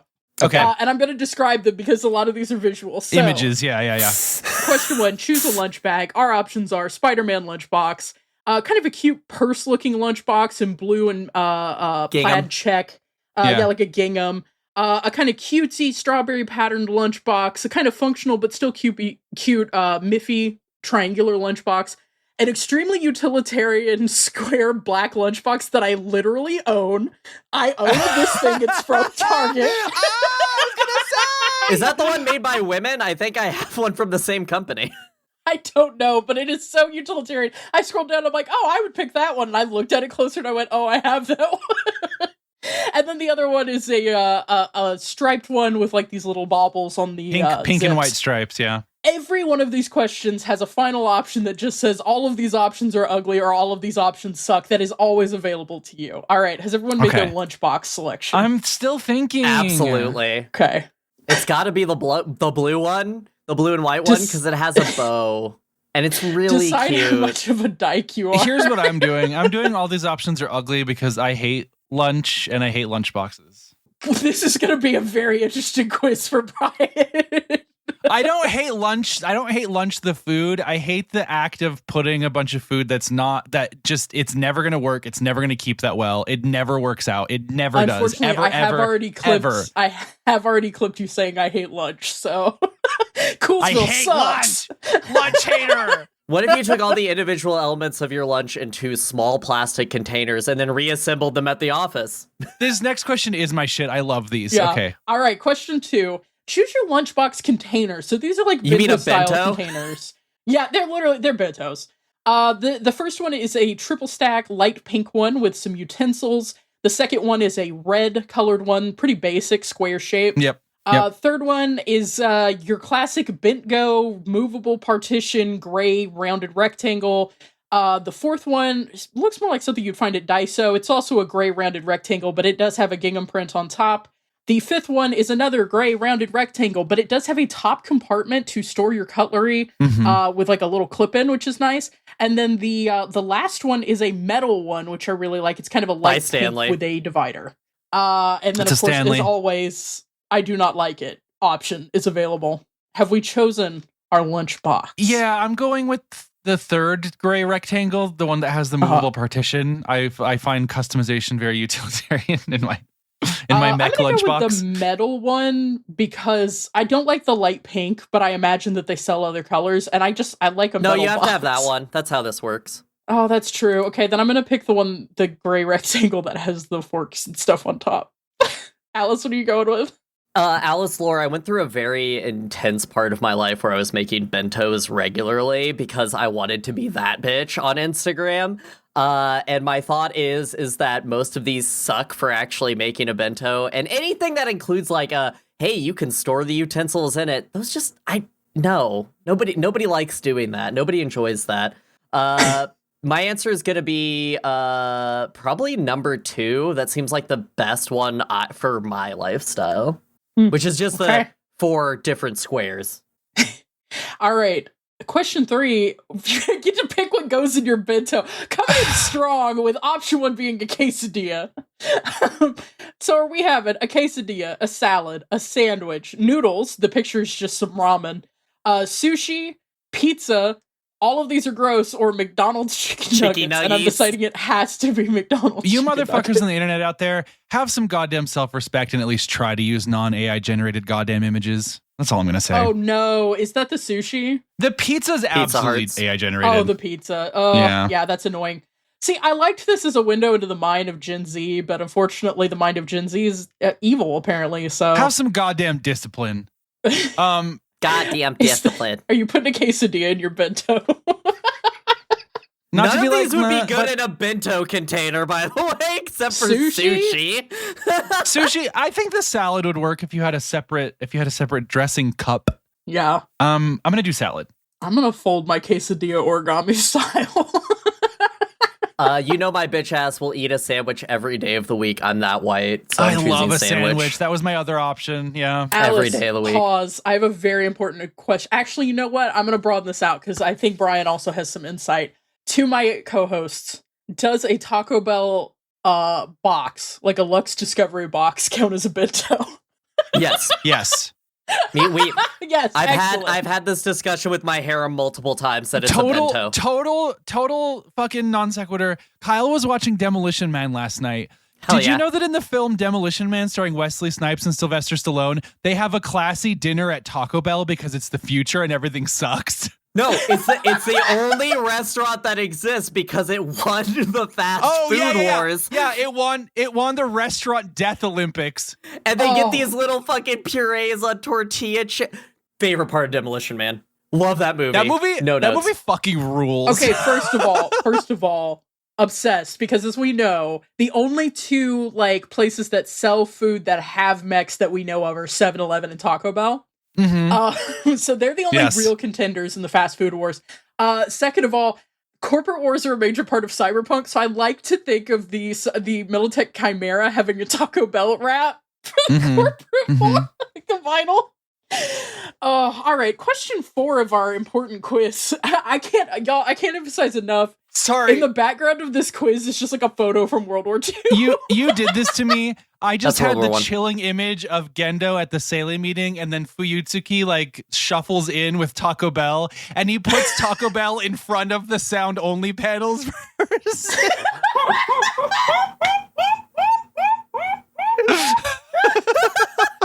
Yes. And they Yeah. say podcasting. Taco is Bell art. survived Second Impact. You all know it. Yes, that's just Jesus. true. All right, for question 4, hey, so whatever you chose as your main, choose some veggies as a side. We have some just plain ass raw broccoli, some plain ass raw carrots, some cucumber. They look maybe salted. Yeah, they're sweating a little bit. Snappies, all one word. It could also maybe be edamame, maybe. Sliced bell pepper, just some loose cold bell pepper, or I'll take a little bit of everything. This was an instant lock, little bell pepper slices. I make this all the time as a snack. Sometimes with hummus, sometimes without. I love bell peppers. I'm going to take a little bit of everything, though, because I like all of these options. I am too. Nah, because like I know I'm not going to eat that broccoli, and I don't like killing vegetables. I'm sitting down next to Alice at the table and eating her broccoli. Yeah, I love broccoli. I like broccoli with, and this is going to sound very Midwest of me, a lot of ranch. I like broccoli with mustard. I just like broccoli, y'all. I like broccoli. really I just like good. broccoli too. Are we not acknowledging that, Nico? Are we not acknowledging No, that? we're just gonna let that go. Hey, listen, I ate some questionable shit in Czechia. Just red? Just yellow? I ate whipped horseradish, okay? Like, that's just some horseradish and some cream. I can't say anything about this. All right, let's pack some fruit, and you can't say yourself. Pride's over! got- Get back in the closet! We've got some strawberries, some peaches, some mango, and by the way, these are just like whole mangoes, but with the cube slicing, which is really funny. Some apple. To note for the listener, this is a green apple, not a red delicious. It's also Watermelon. AI generated because there's absolutely no way that apple has no seeds. Oh in it. god, and the grapes have to be too. They look so scary. Yeah, they look weird. Grapes, oranges. Okay, Gen Z, sit down. I'm turning my chair around. You can Google for images of food. You don't have to AI generate food. Did you know we've had food for a while? People have been taking pictures of it too. If you don't know, that was for a while. That was all the internet was people taking pictures of their food. And it's you know what? out Before there. the internet, oil paintings of food Yeah. everywhere. I'm also going to say, hey, don't Google it. That's all just AI in the results now. You should DuckDuckGo it. DuckDuckGo, no AI. I can't believe Nico won. It pisses me off so bad that I use DuckDuckGo now too, and Nico just gets to be smug about it, having used it since I'm not 1985 or smug. whatever. Alice Mormons. Yeah, I was about to say, Alice told me it was like made by Mormons, so I'm not smug about it. Grapes, oranges, and another little bit of everything option. Yeah, I'm gonna take a little bit of everything too. Again, I can't make decisions. Strawberries. I like strawberries. I'm going always with eat mango strawberries. just because I don't.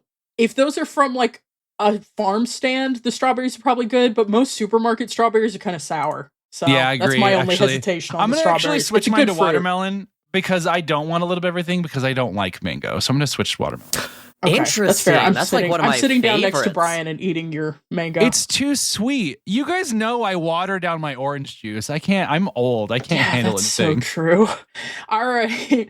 Question 6 out of 9. Nice. Choose a snack. Nice. We've got chips. We've got Ritz fucking crackers with nothing. we've got mixed nuts, we've got veggie straws, we've got goldfish, we've got pretzels, we've got Cheez-Its, we've got trail mix, and we always have the sad little All of these emote, snack all of options these suck, which is how it's phrased here, which is great. First thought. We're past 3 items. We have too many items in this bento. Keep it to 3, okay? Well, it's in your bag. I'm never bringing more It's than in your 3 lunch items bag. for lunch. There's stuff that's in the bento, but then you also have it in your bag, so you can fit other stuff in the bag. True. I mean, Hello? I'm at the Forever War. I'm Yeah, that's chugging true. along. This is your I need lunch. something to snack on in between almost dying. Yeah. I'm trying to decide which of these goes with quesadilla. I'm going with chips. Chips in a sandwich. Again, so good. You may not know about this. I don't say this lightly. I'll say I love a lot of things in this podcast, but You do. I love chips. I could put away 8 bags of chips in one sitting. I'm not joking. I love chips. I'm doing chips for sure. That's fair. I'm gonna do mixed nuts. I have to limit the amount of chips in my household because of I do too. who I am. If we buy chips, we know they're not lasting more than 2 days. We just know. We have to know that. The only way I've ever found to solve this is I always have a specific, slightly more expensive than I'm happy about chip. I always get the Tim's Hawaiian Maui onion chips. Sweet they're Maui. so good, but they're like $2 more than any other chip I would buy, and I only eat them with sandwiches. Like if I make a sandwich, I pour some on the plate, and that's it. But that's the only way I've I ever keep found to telling moderate myself chip I'll do stuff consumption. like that, but then I hit the bong and it's over. So whatever. So true. okay. It has to be known I don't smoke weed. Yeah, the bong it ruins it. But I have those IKEA little small silver bowls, and that's like I can weigh this much amount of chip for myself. But then I get high, and the Costco size bag of flaming hot Cheetos comes out, and I make mistakes on my colon. Let's go. Yeah. That's so true. That's so true. Speaking of mistakes on our colon, question 7 of 9. Choose a little treat. Wait, what did you choose for your side? Did we all choose chips? Did we all choose chips?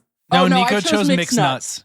Because Oh, I okay, chose here's my chips. thinking. Here's the meta. Okay, the quesadilla at this The point is lunch like a meta. separate meal. This is like a separate meal. The quesadilla goes with nothing I have chosen so far. Not the fruit, not the veggies, nothing. So I'm deciding that the fruit, veggies, and mixed nuts are like my morning snack when I've got to take my meds, but breakfast is kind of in the rearview window. Yeah. And then the quesadilla is the proper lunch. So that's my meta on this. Some All right, let's move on. some extra chilling insight into how Nico chooses to live her life. Hey, after this, I'm probably getting Taco Bell because I have no fortitude. So yeet. Choose a treat: Rice Krispie treats, Gushers, Nerds gummy clusters, Oreos, Reese's, Circus cookies, gummy bears, Muddy Buddies, Twinkies, True Fru. This specific kind of sugar cookie. They're the You know the puffy one. ones that you find at the supermarket with the icing. Candy bar or none. I love how many options there are. None here. is I'm on a diet, which I get. Yeah. Dieting is evil. Reese's is the best thing that's ever been made, so I picked Reese's. I've been down a dark hole with Nerds gummy clusters lately. They're good. They are good. Lately, they are good. they've Those are good. colonized my mind. Like every time I go to the movie theater, I'm shoplifting a bag of Nerds gummy clusters. It's the perfect. Nerds were like always just okay in my mind. I liked them as a kid, but it just elevates it. I love a gummy. It's chewy. Again, when you're high, great snack. Anyway, I All chose right. the gummy clusters. Yeah, me too. Is it Choose your drink. We've got some real reasonable God options damn here for it. your lunch at the Forever War. Yeah. Do you want to get boba tea? Do you want to get buzzball? Do you want to get iced coffee? Do you want to get matcha? Do you want to get, and there's only 2 types of soda in this world, as we all know, soda or Japanese soda? There are 2 kinds. Do you want a Monster? Do you want a Red Bull? Do you want a sweet tea? Do you want a lemonade? Do you want plain water? In this picture, it is ice water. Or do you want a box of apple juice? Or do you want nothing? The answer on this one says, I'd rather be dehydrated than drink any of this slop. Which is crazy because this is like every drink. It's like This is every drink. possible drink is kind of in here somewhere. Okay, I'm just gonna go with matcha, and I can't pick a different option because it's 11 o'clock here in Denver, and I'm drinking a matcha right now. Yeah. So You're literally doing, you went out and fought So- 500 cops, got your matcha, came back. yeah. I want to Alice? give some context to listeners who might be overseas and not know this. The Buzzball is a high ABV Oh, yes. small That's true. ball Fucking hell, dude. with a pull tab, super cheap, and it's a college drinking item. That's it. They fucks sell you these up. at 7-Eleven, and they are straight up dumped in a basket that you have to fish through. Have you guys seen the biggies before, by the way? Yes. Molly, if you listen, shout outs to Molly. This is a call up post. Kyle's friend Shout outs, Molly loves Buzzballs, and she will not come over without bringing out a biggie, and they're so disgusting. It's this giant orb of fucking lighter fluid. And you hate these taste goddamn that things. liquor. It's so no matter bad. what They're flavor so it gross. is, it tastes like liquor. So you're getting one, Alex? No, I'm getting a Red Bull because Yes. I run on Red Bull. Nico's getting a sweet tea, we know. I am also getting sweet tea, even though again it really doesn't go with the quesadilla. Are or we the, all but you being- know what? Whatever. Are we being typecast? We're being typecast a little bit. Hey, I was just excited that sweet tea was on here. I'm glad Gen Z knows about sweet tea. And then the last one's just like a free choice quiz. I'm gonna just type in OSG pod because I'm a shill. I typed in have some self-respect and stop using AI slop. Okay, yeah, actually I'm gonna delete OSG pod and say, please find real pictures of items. All right, y'all. These are great. Can I say something before we move on to the next part of this, which is the results? Yes. Can I say something? I completely forgot that this was the point of this quiz, and I'm fucking flashbanged by this result. It's insane. It's long enough that you completely forget why this is happening. And like you get into discussions about food. All right, Brian, what happened? I was in my mech in the Forever War, and I'm just gonna say it was my Chevalier mech, which means I have big, awful fingers. Yeah. But that doesn't matter because I lost a leg. Ooh, that's not good for your mobility. Alice, what have you lost?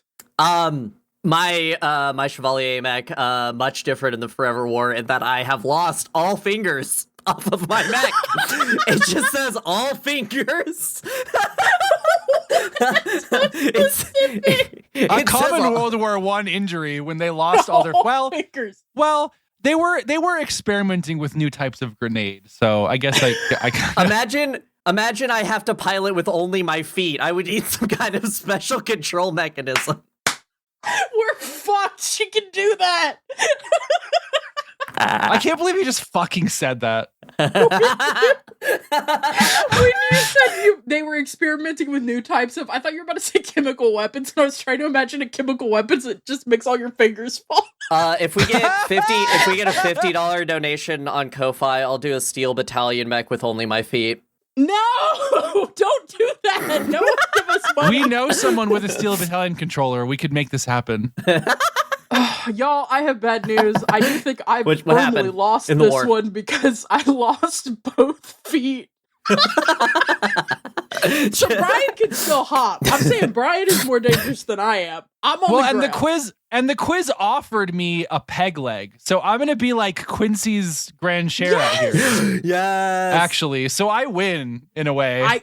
We have to decide between you because you have no fingers, but that you could still punch with no fingers. But if you're using, okay, Alice, be honest with me. Are you piloting a mech that would have a handheld weapon, like the mech size shotgun or rifle? Absolutely, you know me. It's the hand that has the SATA cable, and I can't pick anything up. I can't pick it. The only way we can solve this is by fighting. So you're on the ground in the Forever War with your Gundam weapons, and I'm in my grand chair floating above you, going wah wah wah wah wah wah wah, and I have tendrils. So I don't know, man. Yeah, but I have like 3 floating shields with miniguns on them because I also am a new type. So like, who needs fingers if you're a new type? I have the global energy grid or whatever the fuck. So Ooh. jot that Okay, down. no, we're deciding this one way. The only true way to decide this. Yeah. Alice and Brian, what did you have for breakfast? I had a slice of lemon pound cake from a coffee chain that will not be named. Alice, what did you have? We were gonna make mochi pancakes, but we were out of real eggs, so I tried to use egg replacer, and the aquafaba didn't work. So I took one bite and spit it out. So that was my breakfast. And Okay, Brian wins. Brian an wins the energy game. drink. Nope, Brian wins the game. Wait, I was gonna say Alice wins because she actually tried to do something instead of giving money to a corporation No, but that you doesn't deserve succeeded it. in eating something. So. Oh, I did. That's true. Yeah. Yeah. That is the tiebreaker. Y'all, have you scrolled down and seen the possibilities? The highest possible result My left is butt cheek. I wish I'd gotten that one. Damn it. feet damaged, pussy damaged. You just lost. So You the just bled option- out and died. Yeah, you bled out. You lose a hand. You lose both feet, a leg, both arms, an arm. I like that those are separate. A finger, both legs, both hands, a foot. You lost all your limbs, your left butt cheek. And actually, the rarest option is Alice losing all of your fingers. Not enough trans femmes have played this game. Y'all, I was like, will this game be any good? It's an insane thing. And I'm so glad Brian forgot what the game was about. I too. I was totally. That was crazy. What just happened to me? All right, y'all. I'm hearing a little lightning sound effect. I don't know why I've just caused that problem. It seems like we're getting a flash transmission. Who would like to read our flash transmission? I have to pee again. Okay, I Brian, guess would I'll you read like it to while read Alice it? is peeing. This is an email that came into our email, questions@osgpod.com. And it is from Ellen. Hello. In episode 64, Alice said she wanted Gundam emails, so I'm sending a Gundam email. First things first, I've really enjoyed what I've listened to in the show so far, although I haven't listened to a lot because I don't want to spoil anything I haven't seen. I love listening to Mecha podcasts at work. They keep me entertained and help me learn more about my obsession. So valid. Glad we could be of service. If your obsession is Mechs, then I think we're all a great fit here. First question, what is everyone on the team's favorite mobile suit? Second question, what is the hottest mobile suit? My friend asked me this, and being ace, I don't think I'm in a good position to answer. Third question, has anyone on the team seen Hathaway 2? And if so, what did they think? And what was your favorite scene? Sorry for asking so many questions. I just love Gundam and talking about Gundam. Never apologize for sending us an email. Always sending us emails, especially Gundam emails while we're doing the 1 year pod. After the 1 year pod is over, if you send us a Gundam email, I'm coming to your house and I'm peeing on all your plants. But I'll still respond. That'll happen. But I'll Alice still will respond. respond, but your plants will be pissed. On. First question, what is everyone on the team's favorite mobile suit? I'm actually interested in this because I don't think Nico said this is my favorite mobile suit in the 1 year pod so far. Like out of all of them. Yeah, because it's hard, right? It's Yeah, of all the ones you've seen, there's a ton so far, but you haven't seen a lot. There's only like 7. there's only 7 of them. I think it's the shit. I'm afraid the OVAs are blending together in my mind, but I think it was a Goof custom that was piloted by that one like retainer. Okay, Of yeah, that- from 08th. The Yeah. Goof, Yeah. It's called the Goof Yeah. Custom. You have it The correct. Goof custom, that is probably my favorite. Camphor used to be my favorite out of sentimentality because, you know, that was the first Gundam thing I ever watched. But that sequence was so lit that I was like, okay, I'm converted. This is sick as hell. And I already liked the Goof when Ramba Ral was piloting it, and then getting to see it like go out there and just absolutely, I mean, to use the phrase that's been in circulation this ep, to absolutely aura farm and then absolutely decimate was really cool. And I really like the part where they walk out of the hangar and it walks with him. It's sick. And we all know Alice's favorite is the Jagan. I'm just kidding. I fucking love the Jekin, though. I was like, I'm not gonna lie to you, brother. I love the Jagan. Bro, that's pretty high up there. Oh, this is... If I have to put it on one, it's very hard because I enjoy a lot of the... You'll never guess I'm really a pervert about all of the mobile suits. I mean, it's the GM. It's the original Jim, don't you think? It's the original Jim. You know what? Honestly, yeah. It's I love, like, hey, here's the cool guy doing his cool thing, and here's Jim. He's got a little visor. He's got a stupid little face. His colors are hilarious, and he just kind of holds a shield and stands there, and he's just... I don't think we've so ever gotten a good. react out of you like when we were talking about when you see all the gyms at Jaburo for the first time. Oh my fucking god, it's so good. What we miss by not watching the original Gundam is swarms of gems just emojiing through space. It's so good. Yeah, I mean, like, just to not get into the politics of mobile suits, it has to be the gem. Yeah. Nico, Brian, what was yours? I was struggling with two options. The first option being the Quebly, because that was like the first mobile suit I saw that I was like, oh my god, we're doing This is for robots in me. Gundam. I'm looking at my HG Quebly so adoringly right now. I love it so much. I think that does close it out because it was the first one. But an honorable mention is definitely the Neo Zeong. That thing changed my fucking brain chemistry. I don't understand what Unicorn did to me because it was dog shit, but that mobile suit is so fucking cool. I have a piece of paper on the ground here that just says the tall geese fucks. So I'd say my Who dropped that? What is the hottest mobile suit? We're here to help our ace listeners determine which mobile suit is fuckable. You know what the problem here is? Is like, this is Gundam specific, because my first answer when I heard this was, oh, Darlie and the Franxx has this cover. Yeah, but it's a Designed those aren't devoted mobile exclusively suits, to though. fuckability. Those aren't mobile suits. There's a couple of horny ones. Strike Freedom's pretty fuckable. From Seed, fuck Seed, but Strike Freedom's pretty fuckable. I'm on USA Gundam Store and I'm opening these. Hey, USA Gundam Store, can I get a sponsorship? I've spent too much money on your website. What's Nobel Gundam from G Fighter. I think she's probably the sexiest in my opinion. Okay, sure. Yeah. I'm looking at Strike Freedom. Strike Freedom seems like there's pinch points. I don't know about that one. What was the other one you said, Alice? Here, I'll post it. Okay, thank you. Please post your most fuckable mechs. This is the Nobel Gundam. I don't know if you've seen this Gundam before, Nico. I'm interested to see what you think. Oh, let's see her. Oh my god, this is so... Oh my god, comes to the Monster Fucker contest and posts the most fuckable monster. Come on! This is not a hear me out. This is a woman. This is tough. What is the hottest one? My instinct is to say Quebly again, frankly. The Quebly does have an erotic charge. Wait, no, there's an answer to this. The Big Zam, the most fuckable mobile suit. That's not a mobile suit. That's a mobile armor. Hey, thanks. Yeah, fuck you. Hey, I actually do have an answer to this, and it's gonna be really funny to you too, I think, because I have not seen this show. But when I was on usagundamstore.com, when I first started collecting more than just what Alice sent me, when I started actually like looking to pick up kits for myself, I encountered some mobile suits, some Gundams, and I went, why is that sexy? Like, what's up with that? Like, what? Hello? And so one of the first that I ever ordered that was not from something we had seen is, this is my Fem choice. This is the Hindry from, G-Wish, from The Witch from Mercury.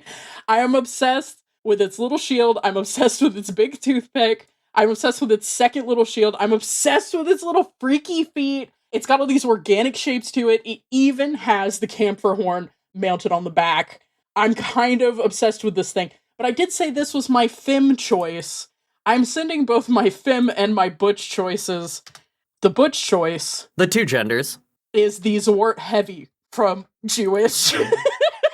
I was gonna say, like, the Nobel Gundam is the mobile suit that you date, and the Ariel is the mobile suit that you marry, because those thighs on the Ariel... If I have to say one Gundam that's fuckable, it's the Ariel. Holy shit. She kind of snatched. Okay, I think my answer is Hygog for sexiest Gundam or sexiest mobile suit. Is it the arms? Is it the long arms? It's the arms, it's the fingers, it's the fact that in War in the Pocket, it like breaches in a really sexual way, I feel like. Yeah, it does. Notice none of you said the ball. Interesting. That's not sexy, that's the cute. ball is my child. I'm piloting a ball and I'm drinking a buzzball and I'm going to fight Zeon. Balls and balls! Balls and balls and balls and balls and balls. And I'm pre-surgery, so there's balls and balls and balls. All right, I know Alice has a lot to say about this third question, so I'm going to get my piece in real quick. I have not seen Hathaway. I have not seen any footage of Hathaway, but I have seen a lot of people talking about it on the Giant Robot FM Discord, and every fucking mobile suit they're posting looks like such dog shit I want to kill myself. So that's what I think about Hathaway For the record, 2. the third question here is, has anyone on the team seen Hathaway 2? And if so, what did they think? The and what was She your favorite Gundam looks scene? like such mega giraffe asshole. I think it looks so awful. With What little are we How do you hands. doing? spell that? XI, G Gundam. Okay, I was like, I don't think they just named it She Gundam. Isn't she her Gundam She-Wolf by pronouns? Shakira, but it's a Gundam. Yeah, you can look up all of them. There's not that many of the suits in it. Okay.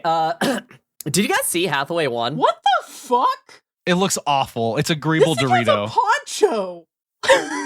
Wait. Oh, I guess kinda. Yeah, I guess It kinda. has an adaptable mobile armor frame that it can come in and out of. That looks a like a poncho. poncho. It's a poncho. Did you guys see the first movie? No. I don't know anything about the Hathaway. I'm gonna go I to don't know another anything. room and I'm gonna get a prop for this section. Okay. The only thing while she's doing that, I'll vamp by saying the only thing I know about Hathaway's Flash as a story is that he's a terrorist. And he's trying to keep it a secret that he's a terrorist, but everybody knows that he's a terrorist. Okay, but he's That's like, what I is know he about like a terrorist, as in he's like based and doing like good shit to like subvert a regime? Or, oh Yes. my god, Alice is the big poncho. That's the worst thing I've ever seen. This is the GX Penelope HG set that I haven't painted yet, but they're fully assembled in here. You can hear This the G box, jingling. Alice has entered the room with a box that is, I would say, the size of Alice's torso. Yeah, Like, easily. Literally, you could wear that Bigger as than an Alice's outfit. torso. Bigger than it goes to Alice's knees. I'm Listen, glad she turned it around so we could see the poncho. in response to Nico's question, all I'll say is if there's anyone who deserves to be an anti-Federation terrorist, it's Bright Noah's son. That's the only thing I know about Hathaway generally. Yeah, is the Hathaway's story. anti-Federation terrorist. Okay, first movie is great. We should just watch it together. We should watch the second movie also. Hey, I'm gonna give a lot of spoilers for Hathaway's 2 Flash Man because I have a lot of thoughts and this is the perfect moment for it. Basically, my thoughts on Hathaway 2 is that this is shaping up to be my favorite Gundam series, not because of the mechs in it. The mechs in it, I have a really love for. The common one, the red one, the Messer. The Messer types. The little messer. Are really great. I just like the vibe. But, okay, I'm going to try and not just repeat the entire plot of Hathaway's 2 Flash when I say this. But Hathaway 2 deals with a terrorist cell. If you've read the books, it doesn't really go into like as many details. They flesh this out in such a way that it's very beautiful. But when we meet the crew of Maffy, by the way, the terrorist group is called Maffy. I just want to get that out there. They're on Mafty, sorry. It is Mafty. But they're on a bunch of ships with the mobile suits in them. And they basically live on these ships together. And the little rebel group that they have in their little, like, there's a pregnant lady helming the ship. There's a twin tail girl that we don't see, but I fell in love with immediately. There's not really good pictures of this, but the discussions that these people have about the authoritarian hold that the Federation has on people and how it's tightening down on space noids is something that Gundam really doesn't broach enough. And the entire plot of the Hathaway films is they basically go and attack a place in Australia again. We're doing it again. Attack the Federation fuck in Australia. for real. Gundam be like, all my homies hate Australia. But it's about a Federation guy and Hathaway and this girl named Gigi, who is the coolest new type you've ever fucking met. I'm obsessed with Gigi. I think she is written so well, and her screen adaptation does so much reparative motions that her light novel version could not do. But this is very much a story of the time. You can tell that the director of this really wanted to tell a story that was more reflective of the war on terror and being sympathetic to revolutionaries.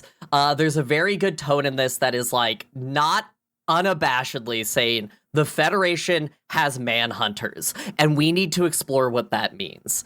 To give us the big spoiler is that in Hathaway's Flash 2, my favorite scene is we go back to Char's counterattack, and we get a POV of Hathaway in the car with Amuro, driving and talking during the same segment in Char's counterattack. And then we get POVs of him in the war and killing the other pilot and all the trauma that came with it. And it pinnacles with Hathaway crouched in the shower in his feels, and the ghost of Quest Paella shows up and tells him, "Hey, you look a little sad, buddy." That's your favorite scene. Also, the other pilot's name was Chan, by the way. Thank you very much. Rest in peace, Chan.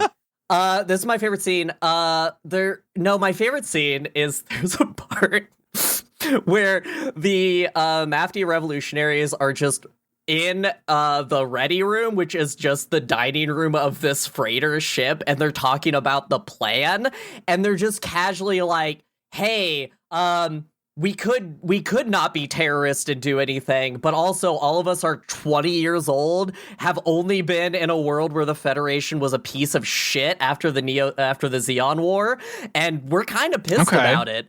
Yeah. And they're just hanging out, and they have these like interpersonal dialogues between these characters, and then spoiler, Twin Terror Girl dies off screen to one of the classic Fetty thing pilots. for a Gundam woman to do. And it's like, and the way that the crew reacts to this is they're just like, "Hey, we're terrorists. This happens when you're doing terrorism." So all this to say, there's also a side plot where Gigi buys a home and then spends conservatively 20 minutes picking out swatches of colors and furniture to decorate this. The Gigi home decorating arc is insane. And then she just leaves, which is great. Give the shout out the director that Alice was talking about, Shuko Murase. We've talked about Shuko a bunch because he worked on F91 and Stardust Memory. Like, he's been in the Gundam. He's a Gundam. But this is his first directing, and I think he's doing good. Yeah. I think the third movie is gonna make or break if this is the best Gundam trilogy. But so far, I think 2 is a great movie, and I want more people to watch it so I can talk about it, because it's main just character so designs cool. for Final Fantasy IX. This guy is responsible for Vivi, who is one of the coolest characters in anything that's ever been everywhere. So respect on him. I definitely want to check it out. I would be remiss if I didn't say that Lane Aim is the worst Gundam pilot ever, and he just gets constant L's. So Lane Aim is the antagonist to Hathaway in this, and so he pilots the Penelope in the first one, but in the second one, that's in maintenance mode because it got fucked up by Hathaway. And so he shows up in another suit, and he just gets dunked for 5 minutes conservatively, while Hathaway is having a mental breakdown and fighting demons from Char's counterattack. He's not even fighting Lane Aim, and Lane Aim loses. He sucks. And people call Lane Aim the next Amuro, by the way. You can't be calling people the next Amuro. If you did that, it would have to be. We already had the next regardless. Amuro. His name was Camille Badan, and he was way better than anyone else. So. Alice sidebar here, because this hasn't gone long enough. There's Gundam, Mobile Suit Gundam Thunderbird. It's not Thunderbird. Thunderbolt? Thunderbolt exists. Correcting Alice on things I haven't even seen. Thunderbird. Thank God for you. Thunderbird. It's a really good manga, but basically the guy behind it is a pervert about mecha designs, and so he takes every UC suit and dials the nod up to like 30. And it's gotten 2 movies. We haven't gotten the third movie yet. The first movie is standalone, one of the coolest things ever. It's Zaku sniping in the wreckage of a colony. It's sick. But there was this controversy recently where he found out that people were doing third-party kits of Thunderbolt mechs, and they're really well done, because these are kits that Bandai very hesitant to do anything that isn't P Bandai 2 main production line, and Thunderbolt hasn't gotten many. And he was basically just like, "Man, I don't think people should do this with my designs with third-party stuff." Got immediate kickback from the people who think third-party kits are still cool, and they are. And then he basically came out and said, "I just wish Bandai would make more kits of the mobile suits. They're not doing enough of that." Okay, that's a valid stance, but maybe you should talk about Bandai instead of the people who are actually doing the thing that you wanted. Yeah. Jerk. Anyway. Look at this fucking Zaku from the Thunderbolt line. This fucking... Is it the one with the tripod? Oh yeah, this it's guy, the the one test. that's in fucking yellow. I'm obsessed with it. I don't love the head situation, but everything else goes hard as hell. The story is basically the 1-year war is happening, and we're just gonna have the most fucked up designs. This is also where you get the Zeong with legs, by the way. Oh no, what? Anyway, that's my sidebar. we're not covering Thunderbolt, but if you want to watch a aura farming hype moment movie, Thunderbolt 1 is perfect. Send us more mechs, guys. These are so fun to do because it's just They like are 10 really little guys, and I might not know about them, but it gives me like a jumping off point. So send more. Post your weird little guys in the Discord. Add us on Blue Sky. Fucking send us a Tumblr ask. However you want to do it. Submit your fucking on Tumblr when they do. On Tumblr when they do like big polls like the Tumblr Sexy Man contest, they call it propaganda. Submit your propaganda for your fave. We will read it out and be like, okay, whatever your thoughts were, we'd like to hear it. We are accepting propaganda at this time. All right. Thanks for listening. Pilots, remember you can reach out for advice from the team at our email, questions@osgpod.com, and non-pilots can send general questions or feedback to the same address. You can send Gundam emails. It's legal. You can also catch up with us on social media. The links are in the description for updates and more. You'll find a link to the show Discord there. Come hang out. Post your little guys. Post propaganda. There's a Cars Don't Fly channel in there now. Subscribe to our Ko-Fi. Get Cars Don't Fly. Talk about Tyrese Gibson with me. He's so hot. Do you guys want to talk about how hot Tyrese Gibson is with me? Yeah, in a private channel where you can just post all your Tyrese Gibson propaganda. All right, make sure to check back in 2 weeks when we'll be discussing Mobile Suit Gundam Iron-Blooded Orphans Season 1. Until then, goodbye. I love you. Goodbye, I love you. I love you. I love you. I love you.